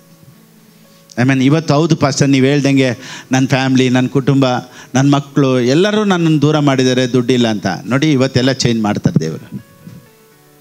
ಎಷ್ಟು ಜನ ನಂಬ್ತೀರಾ? ನಂಬಿಕೆ ಮಾತ್ರ ಇರಲಿ. ಪಕ್ಕದಲ್ಲಿ ನೋಡಿ ಹೇಳಿ, ನಂಬಿಕೆ ಮಾತ್ರ ಇರಲಿ. ಯೇಸು ಸ್ವಾಮಿ ಹೋಗ್ಬೇಕಾರೆ ಹೇಳಿದ್ರು, ಯೇಸು ಸ್ವಾಮಿ ತೊಂದರೆ ಮಾಡಬೇಡ, ನಿನ್ನ ಮಗಳು ತೀರೋದ್ರು ಅಂತ. ತೀರೋದ್ಲ? ಅಯ್ಯೋಯ್ಯೋ. ಯೇಸು ಸ್ವಾಮಿ ಏನು ಹೇಳಿದ್ರು ಗೊತ್ತಾ? ನಂಬಿಕೆ ಮಾತ್ರ ಇರಲಿ. ಸತ್ತೋದ್ಲು ಅಂತ ಹೇಳಿದ ಮೇಲೂ ನಂಬಿಕೆ ಮಾತ್ರ ಇರಲಿ. ಇವತ್ತು ನಿನ್ನ ಫೈನಾನ್ಸ್ ಎಲ್ಲ ಸತ್ತೋಗಿರ್ಬೋದು, ಪಕ್ಕದಲ್ಲಿ ನೋಡಿ ಹೇಳಿ, ನಂಬಿಕೆ ಮಾತ್ರ ಇರಲಿ. ಸತ್ತಂಥ ಪ್ರೇತಕ್ಕೆ ದೇವ್ರು ಮತ್ತೆ ಜೀವ ಕೊಡಬೇಕಾದ್ರೆ ನಿನ್ನ ಫೈನಾನ್ಸ್ಗೆ ಜೀವ ಖಂಡಿತ ದೇವ್ರು ಕೊಟ್ಟೇ ಕೊಡ್ತಾರೆ. ಆಮೇಲೆ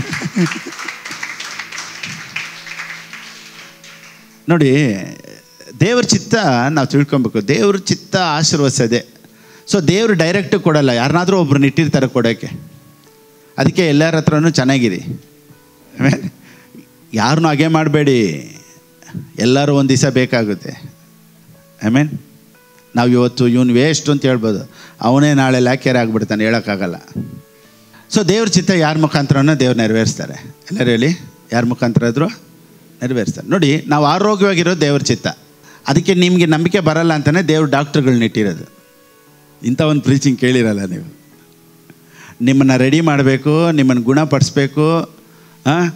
ಏನೇ ನಿಮ್ಮ ಪ್ರೇಯರ್ ಮಾಡಿದ್ರೂ ನಂಬಿಕೆ ಬರಲ್ಲ ಅಂದಿದ್ದಕ್ಕೆ ದೇವ್ರು ಡಾಕ್ಟ್ರನ್ನ ಇಟ್ಟಿರೋದು. ಹೋಗಲಿ, ಅಟ್ಲೀಸ್ಟ್ ನೀನು ಅಲ್ಲಾದರೂ ಹೋಗಿ ಗುಣಪಡಿಸ್ಕೊ. ಸೊ ಡಾಕ್ಟರ್ಗಳು ದೇವರ ಚಿತ್ತ, ವೈದ್ಯರು ದೇವರ ಚಿತ್ತ. ಎಲ್ಲರೂ ಹೇಳಿ. ಯಾರಾದರೂ ಪಾಸ್ಟ್ಗಳು ಕೇಳಿದರೆ, ಫಿಲಿಪ್ ಪಾಸ್ಟ್ರ್ ಏನಪ್ಪ ಇಷ್ಟು ದೇವ್ರಿಗೆ ವಿರುದ್ಧವಾಗಿ ದೇವರೆಲ್ಲ ಅದ್ಭುತ ಮಾಡ್ತಾರೆ ಅಂತ ಹೇಳೋದು ಬಿಟ್ಟು ವೈದ್ಯರು ದೇವ್ರ ಚಿತ್ತ ಅಂತ ಹೇಳ್ತಾರೆ. ಡಾಕ್ಟ್ರ್ ಹತ್ರನೇ ಹೋಗಬಾರ್ದು ಅಂತ ನಾವು ಹೇಳ್ತಾ ಇದ್ರೆ ಫಿಲಿಪ್ ಪಾಸ್ಟ್ರು ಈ ರೀತಿ ಉಲ್ಟಾ ಹೇಳ್ತಾ ಇದ್ದಾರಲ್ಲ ನೋಡಿ. ಒಂದೊಂದು ಸತಿ ನಾವು ಪ್ರಾರ್ಥನೆ ಮಾಡಿ ಅದ್ಭುತ ಆಗಿಲ್ವಲ್ಲ ಅಂತ ಯೋಚನೆ ಮಾಡಬೇಡ ಅಂತಲೇ ದೇವ್ರು ಏನು ಮಾಡ್ತಾರೆ, ಅಟ್ಲೀಸ್ಟ್ ಟ್ಯಾಬ್ಲೆಟ್ ಆದರೂ ತೊಗೊಂಡು ಹೆಂಗೆ ಮಾಡು. ನೋಡಿ ಕೆಲವ್ರಿಗೆ ಬಿ ಪಿ ಶುಗರ್ ಎಲ್ಲ ಜಾಸ್ತಿ ಆಗ್ಬಿಟ್ಟು ದೇವ್ರೇ ನೋಡ್ರಿ ಇನ್ನೂ ಜಾಸ್ತಿ ಆಗ್ತಾ ಇರ್ತೈತೆ. ಹೋಗ್ಲಿ ಒಂದು ಶುಗರ್ ಮಾತ್ರ ತೊಗೊ, ನಿನ್ನ ಕೈಲಿ ಏನು ಮಾಡೋಕ್ಕಾಗ್ತಾಯಿಲ್ಲ, ಅದನ್ನು ಜಯಿಸೋದಕ್ಕೆ ಆಗ್ತಾಯಿಲ್ಲ ಅನ್ನೋದಕ್ಕೇ ನೋಡಿ ಕೆಲವೊಂದು ಆಪ್ರೇಷನ್ಸ್ ಎಲ್ಲ ಸಕ್ಸಸ್ಫುಲ್ಲಾಗಿ ಡಾಕ್ಟ್ರುಗಳು ಮಾಡ್ತಾರೆ. ಸೊ ಇದೆಲ್ಲ ದೇವರ ಚಿತ್ತ. ಸೊ ದೇವರು ಅವ್ರ ಮುಖಾಂತರನೂ ಕಾರ್ಯ ನಡೆಸ್ತಾರೆ. ಇವಾಗ ಹೇಗೆ ದುಡ್ಡು ಒಬ್ಬರ ಮುಖಾಂತರ ಬರುತ್ತೋ ಅದೇ ರೀತಿಯೇ ನಿಮಗೆ ಗುಣ ಆಗೋದು ಅವ್ರ ಮುಖಾಂತರನೂ ಆಗ್ಬೋದು. ಅದಕ್ಕೆ ಎಲ್ಲರೂ ಡಾಕ್ಟ್ರ್ ಹತ್ರನೇ ಇರಿ, ಮಾತ್ರೆನೇ ತೊಗೊಳ್ಳಿ ಅಂತ ನಾನು ಹೇಳ್ತಾ ಇಲ್ಲ. ನಿಮಗೆ ನಂಬಿಕೆ ಬರೋವರೆಗೂ. ಆಮೇಲೆ ಒಬ್ಬೊಬ್ರು ಫೇತ್ ಒಂದೊಂಥರ. ನೋಡಿ ಕೆಲವ್ರು ಹೇಳ್ತಾರೆ, ಪಾಸ್ಟರ್ ನಾನು ಪ್ರೇಯರ್ ಮಾಡಿದೆ, ಆಪ್ರೇಷನ್ ಇಲ್ಲದೇ ದೇವ್ರು ಗುಣಪಡಿಸ್ಬಿಟ್ರು, ದೇವ್ರಿಗೆ ಸ್ತೋತ್ರ. ಕೆಲವ್ರು ಹೇಳ್ತಾರೆ, ಪಾಸ್ಟರ್ ನಾಳೆ ಆಪ್ರೇಷನ್ ಇದೆ, ಪ್ರೇಯರ್ ಮಾಡ್ಕೊಳ್ಳಿ. ಇವ್ರಿಗೇನು ಹೇಳೋದು? ಹೇಗಾದರೂ ಡಾಕ್ಟ್ರುಗಳು ಆಪ್ರೇಷನ್ ಮಾಡ್ಬೇಕಾದ್ರೆ ಸಕ್ಸಸ್ ಆಗಬೇಕು ಪಾಸ್ಟರ್ ಪ್ರೇಯರ್ ಮಾಡ್ಕೊಳ್ಳಿ ಅಂತಾರೆ. ಸ್ತೋತ್ರ. ದೇವರೇ ಆ ಡಾಕ್ಟ್ರಿಗೆ ಒಳ್ಳೆ ಜ್ಞಾನ ಕೊಡಪ್ಪ, ಒಳ್ಳೆ ಆಪ್ರೇಷನ್ ನಡೀಲಿ, ದೇವ್ರಿಗೆ ಸ್ತೋತ್ರ. ಸೊ ನಿಮ್ಮ ನಂಬಿಕೆ ಹೆಂಗೋ ದೇವರು ಹಂಗೆ ಬರ್ತಾರೆ ನೋಡಿ. ಅದಕ್ಕೆ ಹೇಳೋದು god is good all the time ಅಂತ. ಆಮೇಲೆ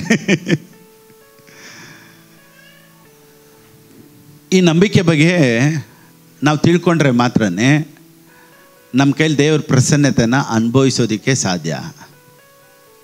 ಪ್ರೈಸ್ ದಿ ಲಾರ್ಡ್. ಸೊ ಬೈಬಲಲ್ಲಿರೋ ಎಲ್ಲ ಫೇತ್ ಹೀರೋಸು ನೋಡಿ ಯಾರೂ ಪರ್ಫೆಕ್ಟ್ ಇಲ್ಲ. ನೀವು ಯಾರನ್ನ ಬೇಕಾದ್ರೂ ಓದ್ಕೊಂಬನ್ನಿ ಹಂಗೆ. ಇವತ್ತು ನೋಡಿ ಕೆಲವ್ರು ಹೇಳ್ತಾರೆ, ಯೋಬನು ಏನು ಭಯಪಟ್ಟನೋ ಅವನ ಲೈಫಲ್ಲಿ ಅದೇ ನಡೀತು. ಸೊ ಭಯ ಪಡಬಾರ್ದಾ? ಸರಿ, ಈಗ ಭಯ ಪಡಬಾರ್ದಾ? ನೀವೇನು ಭಯ ಪಡ್ತೀರೋ ಅದು ನೆರವೇರಲ್ವಾ? ನಾಳೆ ನಾನು ಸಾಹುಕಾರ ಆಗ್ಬಿಡ್ತೀನಿ ಅನ್ನೋ ಭಯ ನನಗೆ.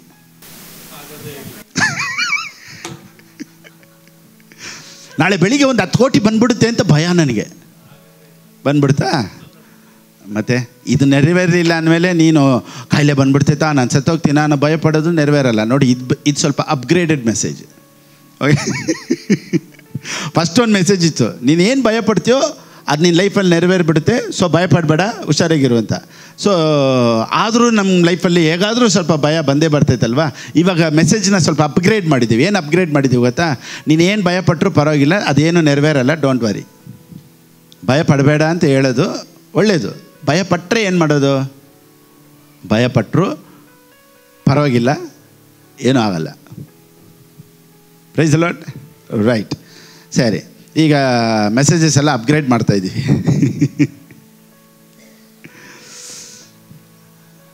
ಸರಿ, ಓಕೆ. ಬೈಬಲಲ್ಲಿ ದೇವರು ಎಷ್ಟು ಜನ ಪರ್ಫೆಕ್ಟಾಗಿ ಬಾಳಿದ್ರು, ಹೆಂಗೆಲ್ಲ ಪರ್ಫೆಕ್ಟಾಗಿದ್ದರು ಅನ್ನೋದಕ್ಕೆ ಸ್ಟೋರಿ ಬರೆದಿಲ್ಲ. ಎಷ್ಟು ಜನ ಪರ್ಫೆಕ್ಟಾಗಿ ಇಲ್ಲ ಅನ್ನೋದಕ್ಕೇ ಸ್ಟೋರಿ ಬರೆದಿಟ್ಟಿರೋದು. ದಾವೀದನು ಹಿಂಗಿದ್ದ, ದೇವರ ಆಶ್ವಾಸ. ಅಬ್ರಾಹ್ಮನು ಹಿಂಗಿದ್ದ, ದೇವ್ರು ಅವನ್ನ ಆಶ್ವಾಸಿದ್ರು. ಸಾಲಮನು ಹಿಂಗಿದ್ದ, ದೇವ್ರು ಆಶ್ವಾಸಿದ್ರು.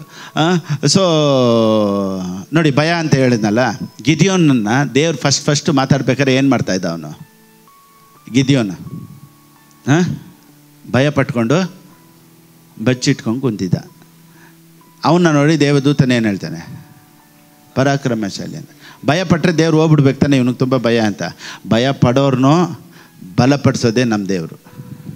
ಆಮೇಲೆ ಇವತ್ತು ನಿನಗೇನೇ ಭಯ ಇದ್ದರೂ ಅದನ್ನು ದೇವ್ರು ಬಲಪಡಿಸಿ ಭಯಪಡಬೇಡ ಅಂತ. ಸೊ ಭಯಪಟ್ಟರೆ ಹಂಗೆ ಆಗ್ಬಿಡ್ತೈತೆ. ಭಯಪಟ್ಟರೆ ದೇವರು ಬೇಜಾರು ಮಾಡ್ಕೊಳ್ತಾರೆ, ಭಯಪಟ್ಟರೆ ದೇವ್ರು ಹೋಗ್ಬಿಡ್ತಾರೆ ಅನ್ನೋದು ಇಲ್ಲ. ಭಯ ಪಡೋನು ಧೈರ್ಯಪಡಿಸೋದೇ ದೇವರ ಗುಣ. Price the lord. ರೈಟ್, ಒಂದು ವಾಕ್ಯ ಓದಿ. ಮಾರ್ಕನ್ಗೆ ಬರೆದ ಪುಸ್ತಕ 5ನೇ ಅಧ್ಯಾಯ 36ನೇ ವಾಕ್ಯ. The book of Mark chapter 5 verse 36. ಅವರು ಆಡಿದ ಮಾತನ್ನು ಯೇಸು ಲಕ್ಷ್ಯ ಮಾಡದೆ ಸಭಾಮಂದಿರದ ಅಧಿಕಾರಿಗೆ ಅಂಜಬೇಡ, ನಂಬಿಕೆ ಮಾತ್ರ ಇರಲಿ ಎಂದು ಹೇಳಿದರು. ನಂಬಿಕೆ ಮಾತ್ರ ಇರಲಿ. ಎಲ್ಲರೂ ಹೇಳಿ, ಇದನ್ನು ಮಾತ್ರನೇ ದೇವರ ಎದುರು ನೋಡೋದು. ಇವಾಗ ನೋಡಿ, ಒಂದು ಬಟ್ಟೆ ಜಸ್ಟ್ 499 ಅಂದರೆ ಏನರ್ಥ? ಇದ್ರ ಮೇಲೆ ಇನ್ನೂ ₹1 ಬೇಡ ಅಂತ ಅರ್ಥ. ಜಸ್ಟ್ 499 ಅಂದರೆ ಏನರ್ಥ ಗೊತ್ತಾ? ಇದಕ್ಕೆ ಮೇಲೆ ಇನ್ನೂ ₹1 ಹಾಕಿ ₹500 ಕೊಡಬೇಡಿ. Just 499 means it's 499. Just believe means ಇದಕ್ಕೆ ಮೇಲೆ ಒಂದು ಬೇಡ, ಬೆಸ್ಟ್ ಬೇರೆ ಇದು ಮಾತ್ರ ಇರಲಿ.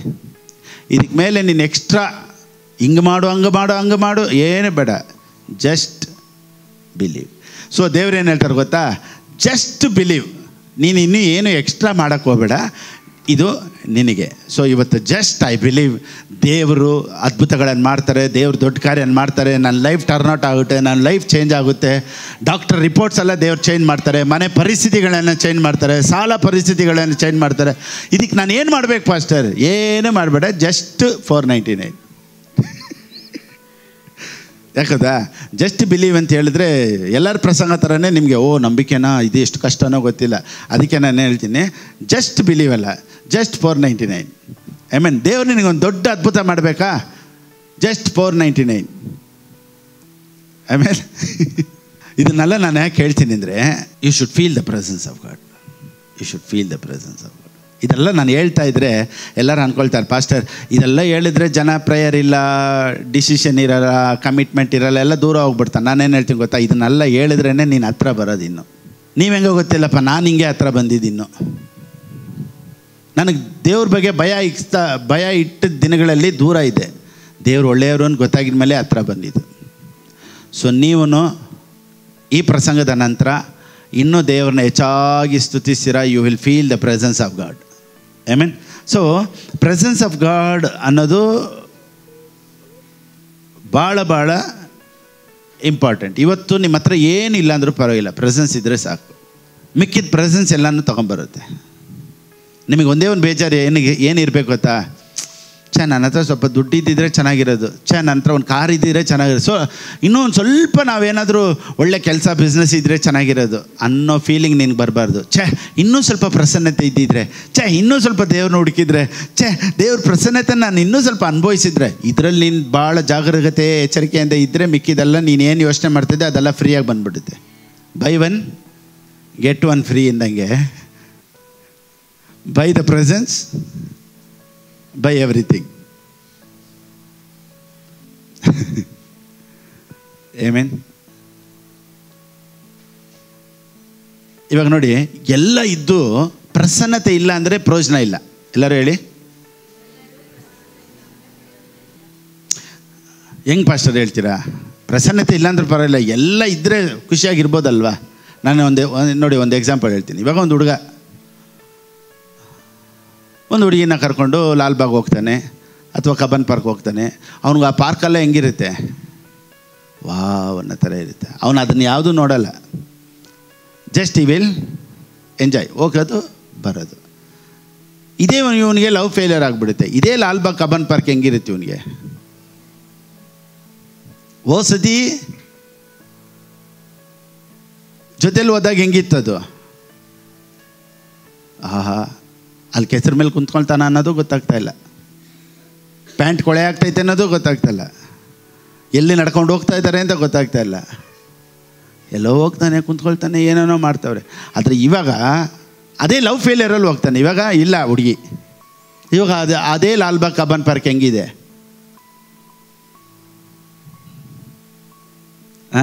ಈಗ ಪಾರ್ಕ್ ಇದ್ದಂಗಿಲ್ಲ, it is like a hell. ಈಗ ಅದು ಅವನಿಗೆ ನರಕ ಥರ ಕಾಣಿಸ್ತು. ಯಾಕೆ ಗೊತ್ತಾ, ಯಾರು ಇರಬೇಕೋ ಜೊತೇಲಿ ಇಲ್ಲದೆ ಇರೋದ್ರಿಂದ ಅಷ್ಟು ದೊಡ್ಡ ಕಬ್ಬನ್ ಪಾರ್ಕು, ಅಷ್ಟು ದೊಡ್ಡ ಲಾಲ್ಬಾಗು ವೇಸ್ಟ್ ಅವನಿಗೆ. ಅದೇ ರೀತಿಯೇ ನಮ್ಮ ಲೈಫಲ್ಲಿ ದೇವ್ರ ಪ್ರಸನ್ನತೆ ಇಲ್ಲ ಅಂದರೆ, ನಿನಗೆ ಎಷ್ಟು ದೊಡ್ಡ ಮನೆ ಇದ್ದರೂ, ನಿನಗೆ ಎಷ್ಟು ದೊಡ್ಡ ಕಾರ್ ಇದ್ದರೂ, ನಿನ್ನ ಹತ್ರ ಏನೇ ಇದ್ರೂ ಇಟ್ಸ್ ವೇಸ್ಟ್. ನೋಡಿ, ಎಕ್ಸಾಂಪಲ್ಗೆ ಯಾವುದಾದ್ರೆಲ್ಲ ಹೇಳ್ಬೇಕಾಗುತ್ತೆ. ಕೆಲವ್ರ ಭಾಷೆಗಳು ಇರುತ್ತೆ, ಆ ಭಾಷೆಯಲ್ಲಿ ಹೇಳಿದ್ರೆ ಅವ್ರಿಗೆ ಅರ್ಥ ಆಗ್ಬಿಡುತ್ತೆ. ಏನು ಪಾಸ್ಟರ್ ಹುಡುಗ ಹುಡುಗಿ ಲವ್ ಎಕ್ಸಾಂಪಲ್ ಎಲ್ಲ ಕೊಡ್ತೀರಾ, ಇದೆಲ್ಲ ಚೆನ್ನಾಗಿಲ್ವಲ್ಲ ಅಂತ ಕೆಲವ್ರಿಗೆ ಆ ಭಾಷೆಯಲ್ಲೇ ಹೇಳ್ಬೇಕು. ಏನು ಮಾಡೋದು, ನಿನಗೆ ಅದು ಬೇಡ ಅಂದರೆ ಡಿಲೀಟ್ ಮಾಡ್ಕೊ. ಸೊ ಇವನಿಗೆ ಹೋಗಿದ್ದ ಸ್ಥಳ, he was so happy. Why? Not because of Cubbon Park, not because of Lalbagh. Cubbon Park Lalbagh ಹೋಗಿದ್ದಕ್ಕೆ ಇವನು ಖುಷಿಯಾಗಿಲ್ಲ, ಜೊತೇಲಿ ಯಾರಿದ್ದಾರೆ ಅನ್ನೋದ್ರಲ್ಲೇ ಖುಷಿ. ಅರ್ಥ? ಇವತ್ತು ನಮ್ಮ ಲೈಫಲ್ಲಿ ಏನು ದುಡ್ಡಿದೆ, ಏನು ಮನೆ ಇದೆ, ಏನು ಗಾಡಿ ಇದೆ, ಏನಲ್ಲ ನಾವು ಇಟ್ಟಿದ್ದೀವಿ ಅನ್ನೋದ್ರಲ್ಲೆಲ್ಲ ಖುಷಿ. ಯಾರು ನಮ್ಮ ಜೊತೆ ಇದ್ದಾರೆ ಅನ್ನೋದ್ರೆ ಖುಷಿ. ಅದಕ್ಕೆ ನಾನು ಏನು ಹೇಳ್ತೀನಿ ಅಂದರೆ, ಇವತ್ತು ಒಂದು ವೇಳೆ ನಿನ್ನ ಹತ್ರ ಏನೂ ಇಲ್ಲದೆ ಇರ್ಬೋದು, ಇವತ್ತು ಒಂದು ವೇಳೆ ನಿನ್ನ ಹತ್ರ ಕಾರ್ ಇಲ್ಲದೆ ಇರ್ಬೋದು, ಒಂದು ವೇಳೆ ದುಡ್ಡು ಇಲ್ಲದೆ ಇರ್ಬೋದು. Just enjoy the presence of god. ಅದು ಒಂದು ಇದು ಬಿಟ್ಟರೆ ನಿನಗೆ ಯಾವ ಸ್ಥಳಕ್ಕೆ ಹೋದ್ರೂ ನೀನು ಸೂಪರಾಗಿರುತ್ತೆ. ನೋಡಿ, ಒಂದು ಎಕ್ಸಾಂಪಲ್ ಹೇಳ್ತೀನಿ. ಈಗ ಪೌಲನು ಸೆರೆಮನೆಗೆ ಹಾಕಿದ್ರು. Prison became the place of concert, worship concert ಆಗ್ಬಿಡ್ತು.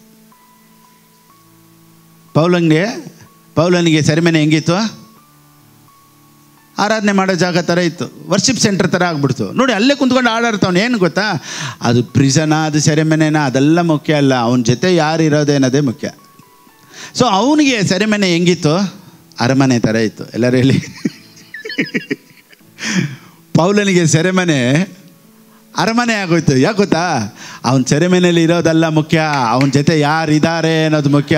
ನಾನೇನು ಹೇಳ್ತೀನಿ ಅಂದರೆ, ಇವತ್ತು ನಿನ್ನ ಪರಿಸ್ಥಿತಿ ಸೆರೆಮನೆ ಇದ್ದಂಗೆ ಇರ್ಬೋದು, ಆದರೆ ನಿನ್ನ ಲೈಫಲ್ಲಿ ದೇವರ ಪ್ರಸನ್ನತೆ ಒಂದಿದ್ದರೆ ಬರ್ತಾ ಬರ್ತಾ ಬರ್ತಾ ಬರ್ತಾ ಸೆರೆಮನೆನೂ ಅರಮನೆಯಾಗಿ ಚೇಂಜ್ ಆಗೇ ಆಗುತ್ತೆ.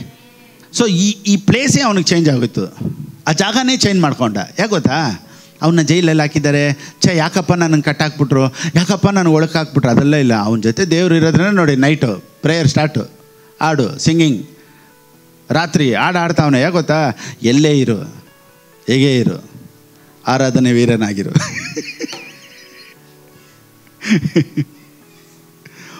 ಪ್ರೈಸ್ ಎಲ್ಲರೂ ಹೇಳಿ ಆಮೆನ್. ನೋಡಿ, ನೀವು ಆರಾಧನೆ ಮಾಡ್ತಾಯಿದ್ರೆ ಹೆಂಗೆ ಆಗ್ತೀರಾ ಅನ್ನೋದು ಬೈಬಲ್ ಹೇಳುತ್ತೆ. ಬನ್ನಿ ಹಂಗೆ ಇದರಲ್ಲೇ ಹೆಂಗೆ ಒಂದು ರೌಂಡ್ ಹೊಡೆಯೋಣ. ದ ಬುಕ್ ಆಫ್ ರೋಮನ್ಸ್ 4:20, ರೋಮಾಪುರದವ್ರು ಬರೆದ ಪುಸ್ತಕ 4:20. ಆತನು ತನ್ನ ವಾಗ್ದಾನವನ್ನು ನೆರವೇರಿಸುವುದಕ್ಕೆ ಸಮರ್ಥನೆಂದು ಪೂರಾ ಭರವಸೆವಿಟ್ಟು ದೃಢ ನಂಬಿಕೆ ಉಳ್ಳವನಾದ. ಸಮರ್ಥನೆಂದು ಎಲ್ಲರೂ ಹೇಳಿ. ಕನ್ನಡದಲ್ಲಿ ಸಮರ್ಥನೆಂದು, ಇಂಗ್ಲೀಷಲ್ಲಿ ಬಟ್ ಈ ಗ್ರೀವ್ ಸ್ಟ್ರಾಂಗ್. ಸರಿ, ಓಕೆ. ಇವಾಗ ಸದ್ಯಕ್ಕೆ ಇದೇ ಇಟ್ಕೊಬೋದು. ನೀವು ಸ್ಟ್ರಾಂಗ್ ಆಗಬೇಕು ಅಂದರೆ ಏನು ಮಾಡಬೇಕು? ಆನ್ಸರ್ ಇದರಲ್ಲೇ ಹೇಳ್ತೀನಿ. ಆ್ಯಂಡ್ ಈ ಗೇವ್, ಇದು ಒಂದೇ ಇದ್ರ ನೋಡಿದೆ ಅವಾಗಿಂದ. ಯಾರಾದರೂ ಹೇಳ್ತಾರೆ ಇದರಲ್ಲೇ ಆನ್ಸರ್ ಇದೆ. ನೀವೆಲ್ಲ ಹೆಂಗೆ ಡಿಗ್ರಿ ಹೋಲ್ಡ್ರ್ ಆದ್ರಿ ಅಂತ ಗೊತ್ತಾಯ್ತು ಇವಾಗ ನಾನು. ಸರಿ, okay. The answer is in the same question. ನೋಡಿ, his faith did not leave him and he did not doubt God's promise. His faith filled him with power and he gave praise to God. ದೇವರನ್ನು ಘನಪಡಿಸುವನಾಗಿ, ಕನ್ನಡದಲ್ಲಿ ಈ ರೀತಿ ಹೇಳುತ್ತೆ. ಅದೇ ಹೇಳಿದೆ, last answer ಒಂದು ಹತ್ರ ಬಂತು ಅಂತ.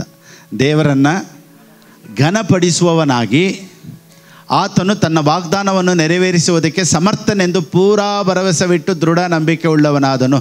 ದೃಢ ನಂಬಿಕೆ ಹೇಗೆ ಬರುತ್ತೆ ಅಂದರೆ, ದೇವರನ್ನು ಘನಪಡಿಸುವವನಾಗಿ. ಕನ್ನಡದಲ್ಲಿ ಘನಪಡಿಸುವವನು, ಇಂಗ್ಲೀಷಲ್ಲಿ ಏನು ಹೇಳುತ್ತೆ? ಪ್ರೈಸ್. ಸೊ ದೇವ್ರನ್ನ ಎಲ್ಲದಕ್ಕೂ ಘನಪಡಿಸ್ಬೇಕು. ಪ್ರೈಸ್. ನೋಡಿ 19ನೇ ವಾಕ್ಯ. And not being weak in faith. And not being weak in faith. He did not consider his own body. He did not consider his own body. Already dead. ಅಂದರೆ ನೋಡಿ, ಅಬ್ರಾಹ್ಮನ ಹತ್ರ ಇದ್ದಂಥ ಒಂದು ಒಳ್ಳೆ ಗುಣ ಏನು ಗೊತ್ತಾ? ಇವಾಗ ಏನು ನೆರವೇರಿಲ್ಲೋ ಅದ್ರ ಬಗ್ಗೆ ತಲೆ ಕೆಡಿಸ್ಕೊಂಡಿಲ್ಲ. ಯಾವುದೆಲ್ಲ ನೆರವೇರ್ತೋ ಅದಕ್ಕೆಲ್ಲ ಸ್ತೋತ್ರ ಹೇಳ್ದೆ. ಇವತ್ತು ನಮ್ಮ ಲೈಫಲ್ಲಿ ನಮಗೆ ದೇವ್ರು ಏನು ಅದ್ಭುತ ಮಾಡಿಲ್ವೋ ನಾವು ಅದರಲ್ಲೇ ಫೋಕಸ್ಡ್ ಆಗಿರ್ತೀವಿ. ದೇವ್ರು ನನಗೆ ಇದು ಕೊಟ್ಟಿಲ್ಲ. ಇವತ್ತು ಜೀವ ಕೊಟ್ರಲ್ಲ, ಇವತ್ತು ಪ್ರಾಣ ಕೊಟ್ಟಿದ್ದಾರಲ್ಲ, ಇವತ್ತು ಉಸಿರು ಕೊಟ್ರಲ್ಲ, ಇವತ್ತು ನಡ್ಕೊಂಬರಕ್ಕೆ ಬಲ ಕೊಟ್ರಲ್ಲ. ನೋಡಿ, ಇದಕ್ಕೆಲ್ಲ ನಾವು ಥ್ಯಾಂಕ್ಸ್ ಹೇಳಲ್ಲ. ಏನು ಚರ್ಚ್ಗೆ ಹೋಗಿ ಏನು ನಡೆಯುತ್ತೆ ಪಾಸ್ಟರ್, ಏನು ದೇವ್ರು ಅಂಥದ್ದು ಏನು ಮಾಡಿಬಿಟ್ರು. ಎಷ್ಟೋ ಜನ ICU ಇದ್ದಾರೆ. ನಿನಗೆ AC ಕುಂತ್ಕೊಂಡು ದೇವ್ರನ್ನ ಆರಾಧನೆ ಮಾಡೋದಕ್ಕೆ ದೇವ್ರ ಕೃಪೆ ಮಾಡಿದ್ರಲ್ಲ, ಇದಕ್ಕೆ ಎಷ್ಟು ಕೈ ತಟ್ಟಿದ್ರು ಸಾಲಲ್ಲ. ದೇವರೇ, ನಾನು ICUಗೆ ಹೋಗದೆ ಇರೋ ಥರ ನನ್ನನ್ನು AC ಕುಂಡ್ರಿಸಿದ್ಯಲ್ಲಪ್ಪ, ಕರಗಳನ್ನು ತಟ್ಟಿ ನೋಡೋಣ. ಓ ಮೈ ಗಾಡ್. ನೋಡಿ, ಡಿಡ್ ನಾಟ್ ಕನ್ಸಿಡರ್ ಅಂದರೆ, ಇವಾಗ ನೋಡಿ ನಾವೇನು ಯೋಚನೆ ಮಾಡ್ಬೋದು ಅಂದರೆ, ಇದೆ ಅಬ್ರಾಹ್ಮನಿಗೆ ಮಕ್ಕಳಾಗಿಲ್ಲ ಅನ್ನೋ ಯೋಚನೆ ಮಾತ್ರನೇ ಇದಿರ್ಬೋದು. ಪಾಪ ಅವನು ಎಷ್ಟು ಬೇಜಾರಲ್ಲಿ ಇರ್ಬೋದಾಯ್ತಲ್ವ. ಅವನಿಗೆ ವಾಗ್ದಾನ ಮಾಡಿ 25 ವರ್ಷ ಆಯಿತು, ಆದರೂ ಮಕ್ಕಳಾಗಿಲ್ಲ. ಎಷ್ಟು ಟೆನ್ಷನ್ ಇರ್ಬೋದು ನೋಡಿ. ಅಬ್ರಾಹ್ಮನಿಗೆ ಟೆನ್ಷನ್ನೇ ಇರಲಿಲ್ಲ ಮಕ್ಕಳಾಗಿಲ್ಲ ಅಂತ. ಚೆನ್ನಾಗಿ ತಿಳ್ಕೊಳ್ಳಿ. ಬೈಬಲ್ ಹೇಳುತ್ತೆ, he was a friend to God. ದೇವ್ರಿಗೆ ಏನಾಗಿದ್ದಂತೆ? ಸ್ನೇಹಿತನಾಗಿದ್ದಂತೆ. ಸ್ನೇಹಿತ ಅಂದರೆ ಎಲ್ಲ ಮಾತಾಡೋರು. ಎಲ್ಲರೂ ಹೇಳಿ. ದೇವರು ಇವನು ಎಲ್ಲ ಮಾತಾಡಿ. ನೋಡಿ, ಸೋದಮ್ ಗೊಮೋರ ಪಟ್ಟಣನ ನಾಶಪಡಿಸ್ಬೇಕು ಅಂದರೆ ದೇವ್ರು ಅವನ ಹತ್ರ ಹೋಗಿ ಕೇಳ್ತಾರೆ, ಏನಪ್ಪ ಇವನು ಹೇಳ್ತಾನೆ, ದೇವ್ರೆ 50 ಜನ ಇದ್ದರೆ 50 ಇದ್ರೂ ಪರವಾಗಿಲ್ಲ, ಓಕೆ 40 ಇದ್ದರೆ ಓಕೆ 40 ಇದ್ರೂ ಪರಲ್ಲ, 30 ಇದ್ದರೆ ನೋಡಿ ಇವರು ಹೆಂಗೆ ಕಾನ್ವರ್ಸೇಷನ್.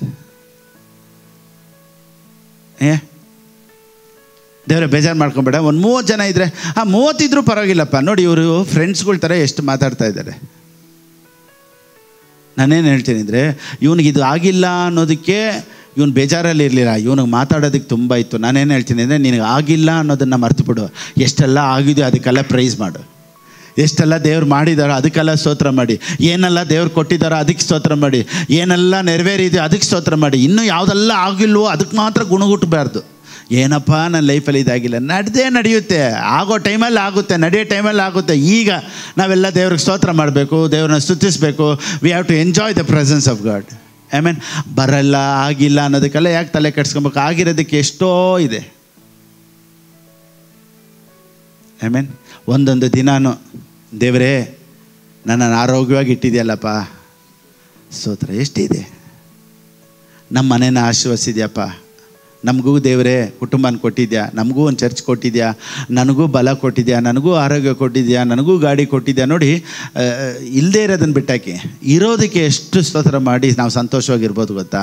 ಆದರೆ ನಮ್ಮ ಫೋಕಸ್ ಎಲ್ಲ ಹೆಂಗೆ ಗೊತ್ತಾ, ಯಾವ್ದು ನೆರವೇರಲಿಲ್ವೋ, ಯಾವ್ದು ಆಗಿಲ್ವೋ, ನಮ್ಮ ಮೈಂಡ್ ಸೆಟ್ ಎಲ್ಲ ಅದ್ರ ಮೇಲೆ ಇರುತ್ತೆ.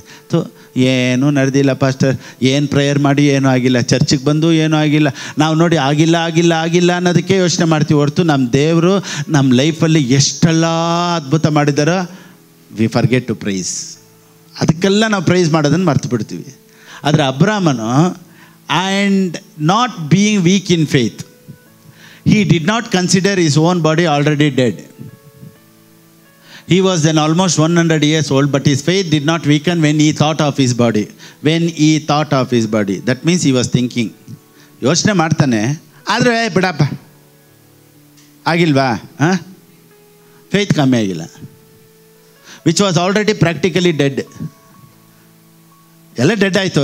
ಅದ್ರ ಬಗ್ಗೆನೇ ಯೋಚನೆ ಮಾಡಿಕೊಂಡು ಯಾಕಪ್ಪ ಅಂತ ದಿನೇ ಅದನ್ನೇ ಕೊರಿತಾ ಇರಲಿಲ್ಲ ದೇವ್ರ ಹತ್ರ. ಕೊಡು ದೇವ್ರೆ, ಮಾಡು ದೇವ್ರೆ, ಮಾಡು ದೇವ್ರೆ. ಅದನ್ನೆಲ್ಲ ಬಿಟ್ಬಿಟ್ಟು ಯಾವುದೆಲ್ಲ ದೇವ್ರು ಮಾಡಿದ್ರೋ, ಏನೆಲ್ಲ ನಡೆದಿತ್ತೋ ಅದಕ್ಕೆಲ್ಲ ಸ್ತೋತ್ರ ಮಾಡೋನಾಗಿದ್ದ ಅಬ್ರಾಮ್. ಅದಕ್ಕೆ ಅವನು ಪವರ್ ಪ್ಯಾಕ್ಟ್ ಆಗಿದ್ದ.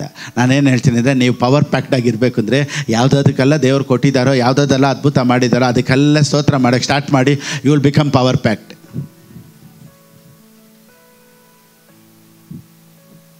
ಆಮೇಲೆ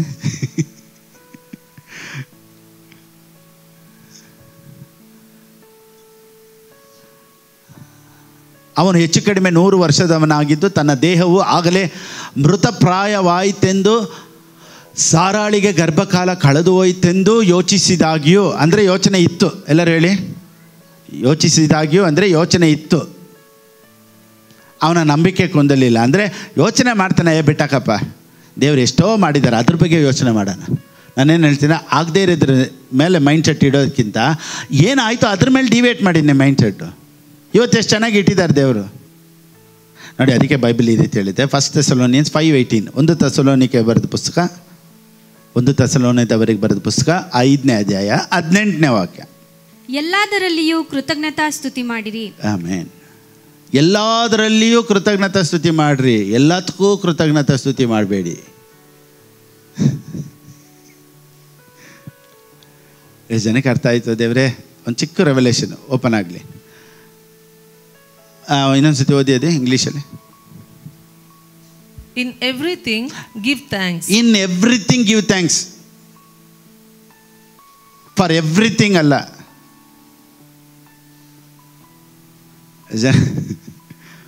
Give thanks in everything, not for everything. In everything ಅಂದರೆ ಇವತ್ತು ಈ ಪರಿಸ್ಥಿತಿ ಇರ್ಬೋದು, ಆದರೆ ಈ ಪರಿಸ್ಥಿತಿಗಾಗಿ ಸ್ತೋತ್ರಪ್ಪ ಅಂತ ಖುಷಿ ಪಡಬೇಡ. ಎಕ್ಸಾಂಪಲ್, ಇವಾಗ ನೋಡಿ, ಹಾರ್ಟ್ ಅಟ್ಯಾಕ್ ಆಯಿತು, ಹಾರ್ಟ್ ಅಟ್ಯಾಕಾಗಿ ಸ್ತೋತ್ರಪ್ಪ ಅಂತ ಹೇಳ್ಬಾರ್ದು. ದೇವರೇ ನನಗೆ ಹಾರ್ಟ್ ಅಟ್ಯಾಕ್ ಕೊಟ್ಟಿದ್ದಕ್ಕಾಗಿ ಸ್ತೋತ್ರ. ಎಷ್ಟೋ ಜನ ಅವರೇ ನನಗೆ ಹುಡ್ಕೊಂಬಂದು ನೀನು ಹಾರ್ಟ್ ಅಟ್ಯಾಕ್ ಕೊಟ್ಟಲ್ಲ, ಸ್ತೋತ್ರ ಸ್ತೋತ್ರ ಸ್ತೋತ್ರ. ಫಿಲಿಪ್ ಅಷ್ಟು ಹೇಳಿದರು, ಅದನ್ನೇ ಹೇಳೋದು. Not for everything, in everything. ಅಂದರೆ ಇವತ್ತೊಂದು ವೇಳೆ ಹಂಗೆ ಪರಿಸ್ಥಿತಿ ಆಗಿರ್ಬೋದು, ನೋ ಪ್ರಾಬ್ಲಮ್. ದೇವರೇ ನನ್ನನ್ನು ಮತ್ತೆ ಗುಣಪಡಿಸಿ, ಮತ್ತೆ ನನ್ನನ್ನು ಬಲಪಡಿಸೋದಕ್ಕಾಗಿ ಸ್ತೋತ್ರ. ಮಕ್ಕಳೇ ಆಗಿಲ್ಲ, ಸ್ತೋತ್ರ ಸ್ತೋತ್ರ ಸ್ತೋತ್ರ. ಎಷ್ಟೋ ಜನಕ್ಕಾಗಿಲ್ಲ, ನನಗೂ ಆಗಿಲ್ಲ, ಸ್ತೋತ್ರ ಸ್ತೋತ್ರ ಸ್ತೋತ್ರ. ಮಕ್ಕಳಾಗಿಲ್ಲ ಅಂತ ಸ್ತೋತ್ರ ಮಾಡಬೇಡ, ಮಕ್ಕಳಾಗೋದಕ್ಕಾಗಿ ಸ್ತೋತ್ರ ಮಾಡು.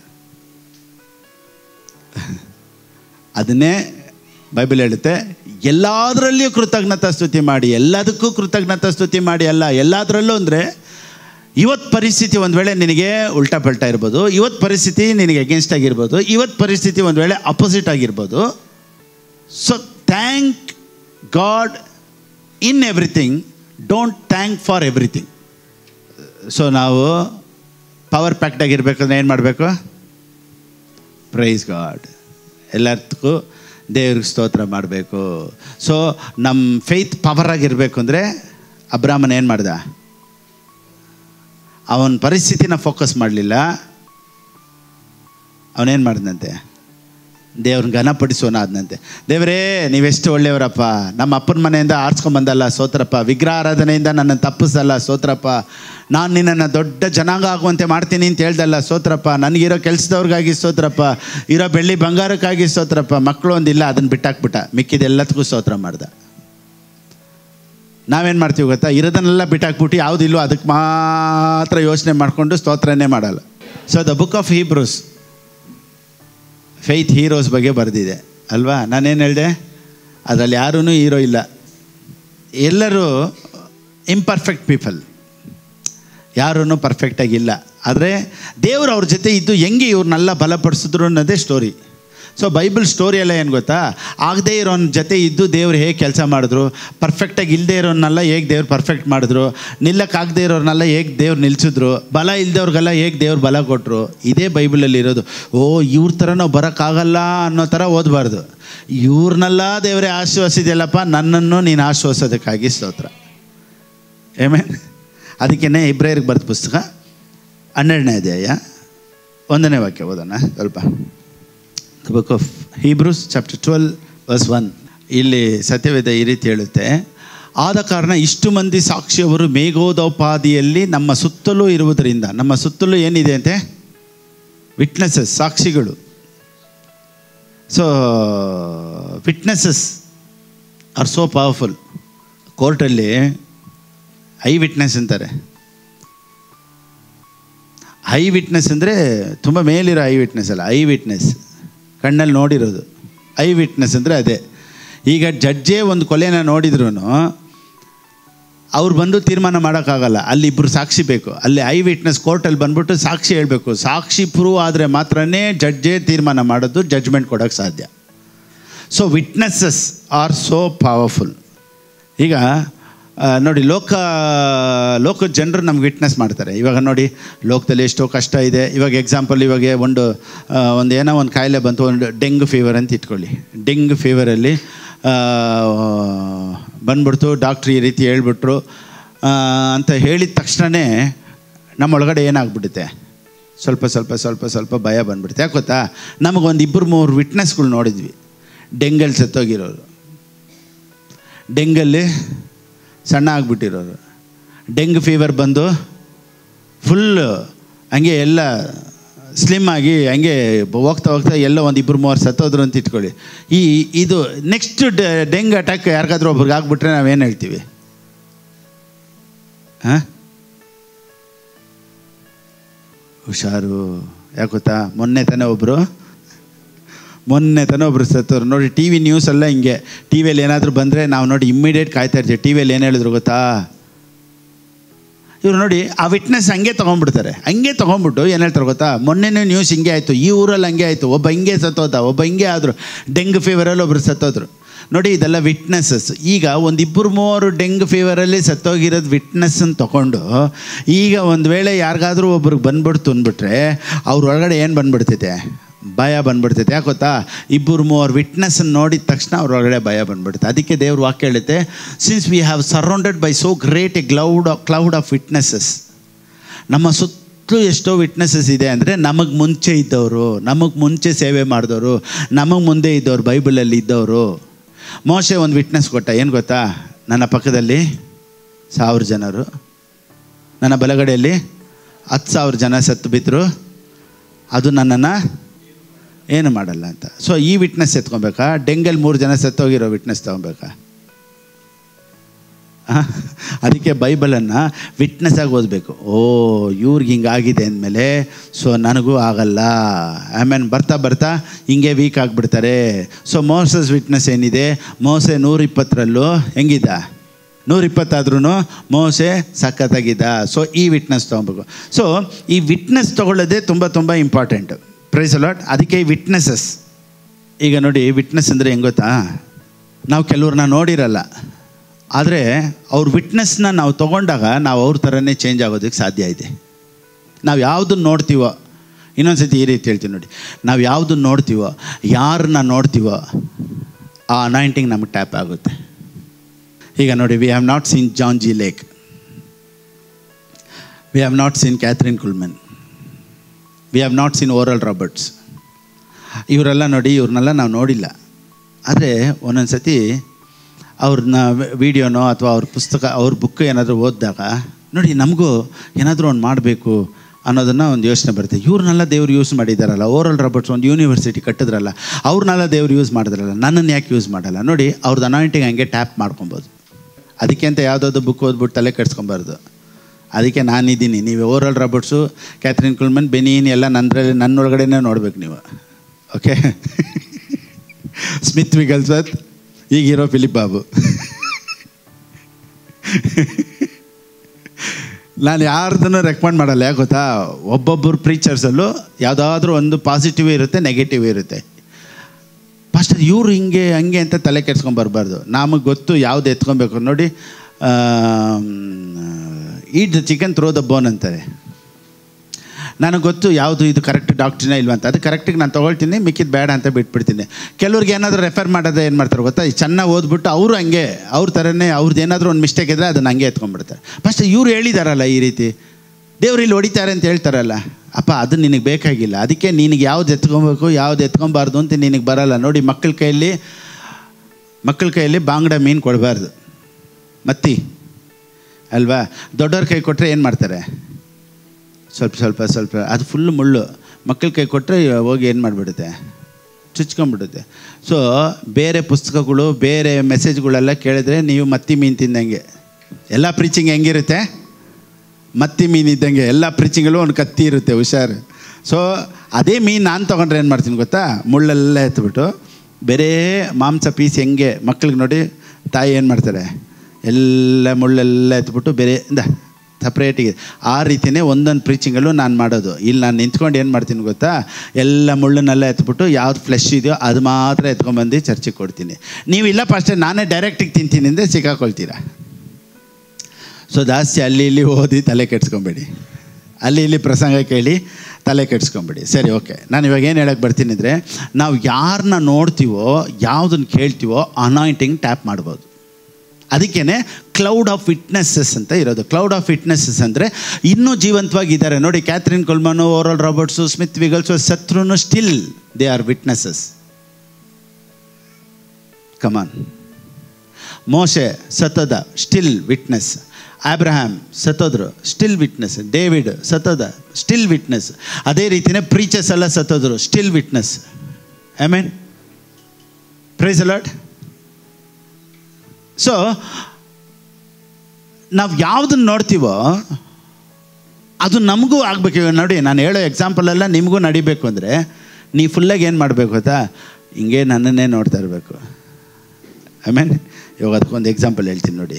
ಜಾನ್ 1:12, ಯೋಹಾನನ ಬರೆದ ಪುಸ್ತಕ 1ನೇ ಅಧ್ಯಾಯ 12ನೇ ವಾಕ್ಯ. ಯಾರ್ಯಾರು ಆತನನ್ನು ಅಂಗೀಕರಿಸಿದರೋ, ಯಾರ್ಯಾರೆಲ್ಲ ನನ್ನನ್ನು ಅಂಗೀಕಾರ ಮಾಡ್ತಾರೋ ಅವರು ಮಕ್ಕಳಾಗುವ ಅಧಿಕಾರ ಅವ್ರಿಗೆ ಸಿಕ್ಬಿಡುತ್ತೆ.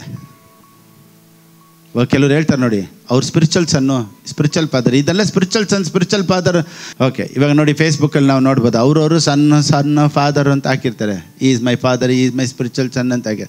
ನೋಡಿ, ಸುಮ್ಮನೆ ಏನೋ ಒಂದು ಸತಿ ನೋಡಿದ ತಕ್ಷಣ ಫಾದರ್ ಆಗಿಬಿಡಲ್ಲ, ಏನೋ ಒಂದೆರಡು ಸತಿ ಅವ್ರಿಗೆ ಆಫರಿಂಗ್ ಕೊಟ್ಟರೆ ಸಣ್ಣ ಆಗಿಬಿಡಲ್ಲ. ಹೆಂಗೆ ಸ್ಪಿರಿಚುವಲ್ ಫಾದರ್ ಅಂತ ಸಣ್ಣ ಆಗ್ತಾರೆ ಗೊತ್ತಾ, ಯಾರು ಒಬ್ರು ಹೇಳೋದನ್ನು ಹೌದು ಅಂತ ನಂಬಿ ಸ್ವೀಕಾರ ಮಾಡಿಕೊಂಡು ಒಂದೇ ಮೆಸೇಜನ್ನು ಫಾಲೋ ಮಾಡಿಕೊಂಡು ಒಬ್ಬರನ್ನೇ ಫಾಲೋ ಮಾಡೋದಕ್ಕೆ ಅವ್ರು ಯಾವಾಗ ತೀರ್ಮಾನ ಮಾಡ್ತಾರೋ ಅವರು ಮಕ್ಕಳಾಗುವ ಅಧಿಕಾರ ಅವ್ರಿಗೆ ಸಿಗುತ್ತೆ.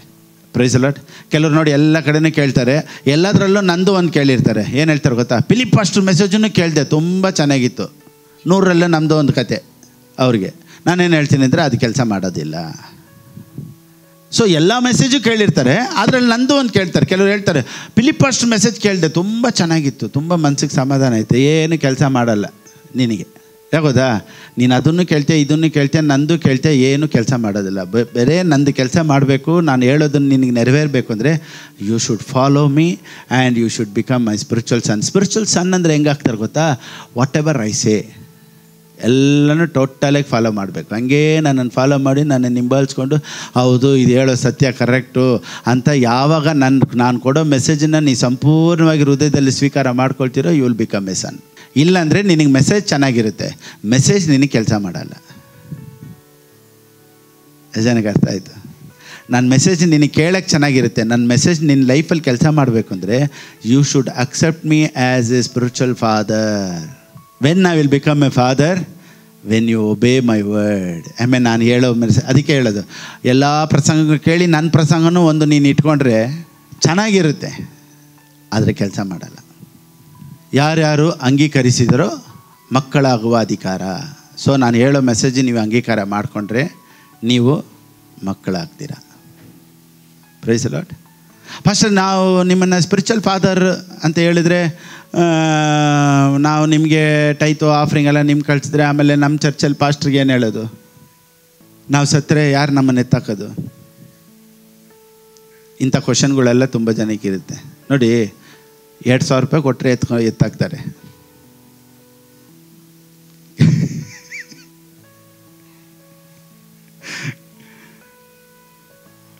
ನನಗೆ ಒಬ್ರು ಗುರ್ತು ಪರಿಚಯನೇ ಇರಲಿಲ್ಲ.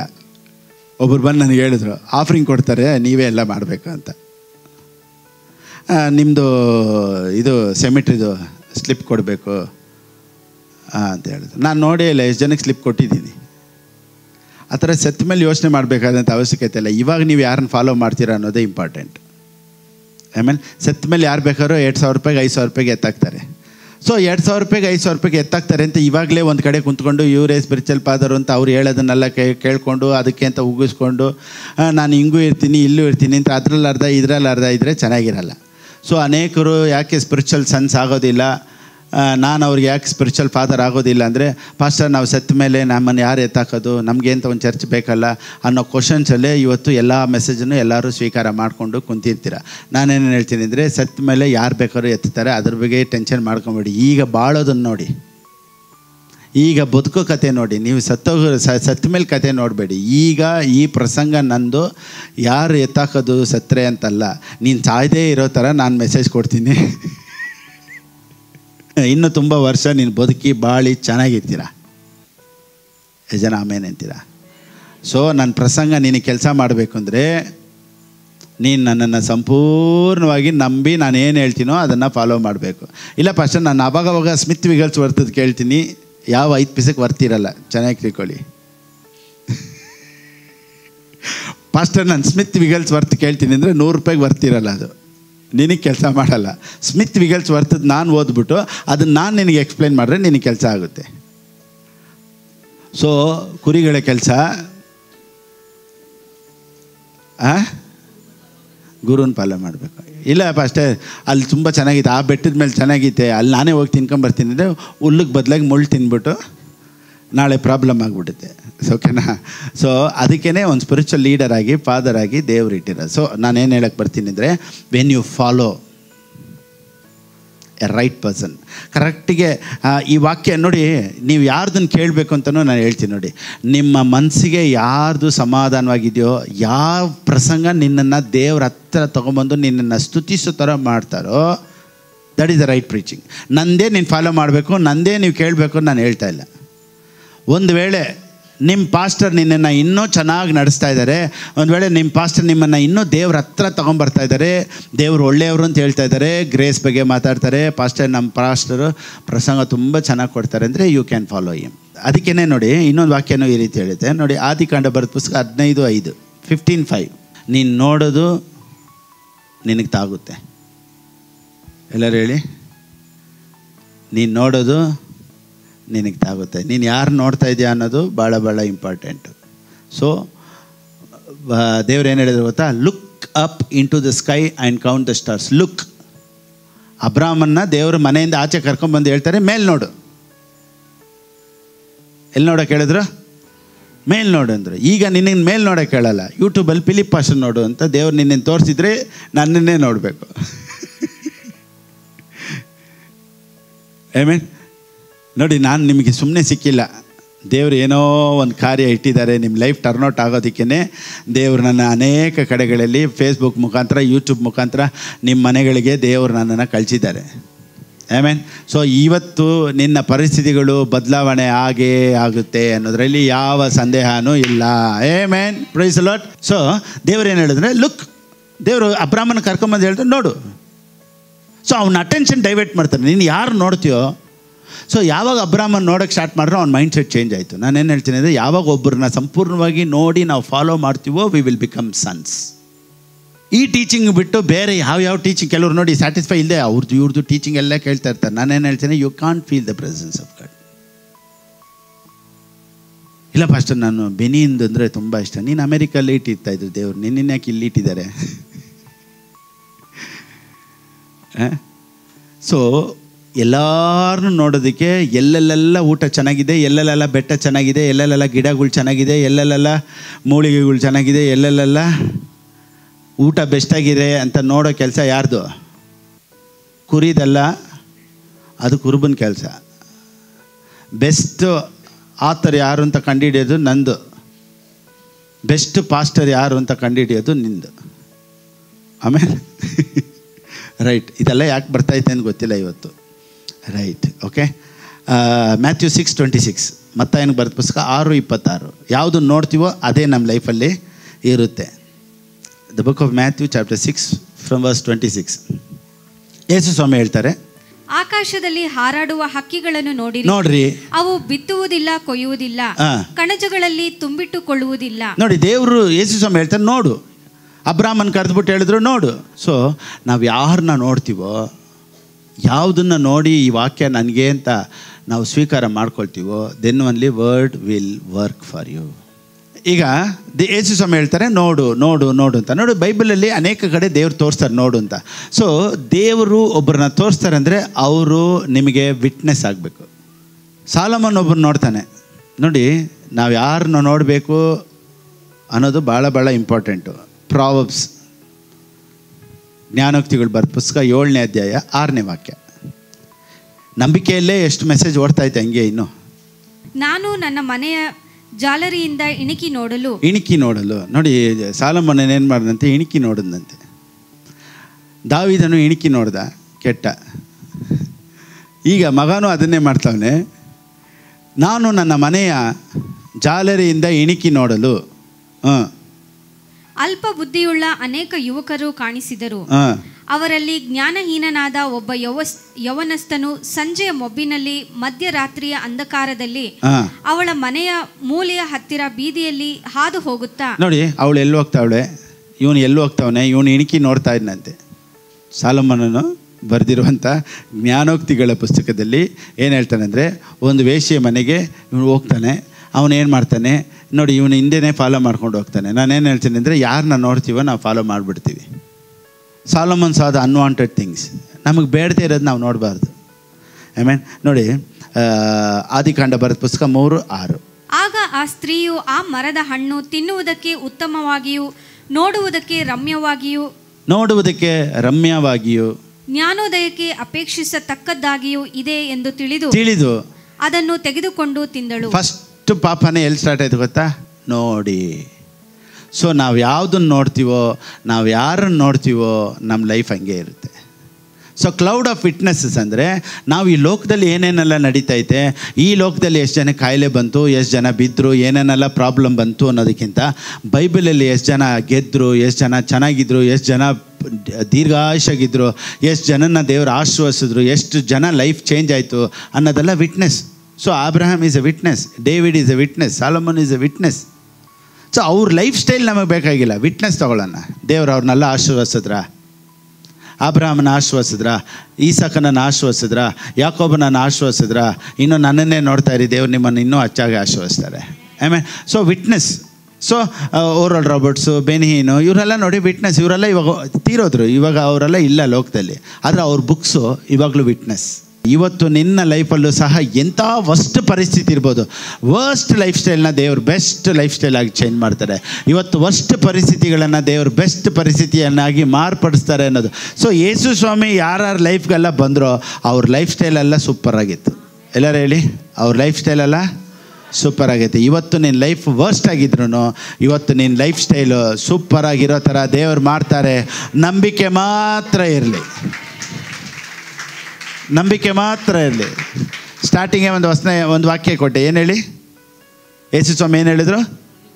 Just believe. ಅಂದರೆ ಜಸ್ಟ್ $4.99, ಅದಕ್ಕೆ ಮೇಲೆ $1 ಬೇಡ. ಆಮೇಲೆ ಜಸ್ಟ್ $4.99 ಅಂದಮೇಲೆ 500 ಕೊಟ್ಟರು ಬೇಡ, ಜಸ್ಟ್ $4.99 ಕೊಟ್ಟರೆ ಇಟ್ಸ್ ಎನಫ್. ಅದೇ ರೀತಿ ಬೈಬಲ್ ಸಂಪೂರ್ಣವಾಗಿ ಏನು ಹೇಳುತ್ತೆ ಅಂದರೆ just believe means not more than that.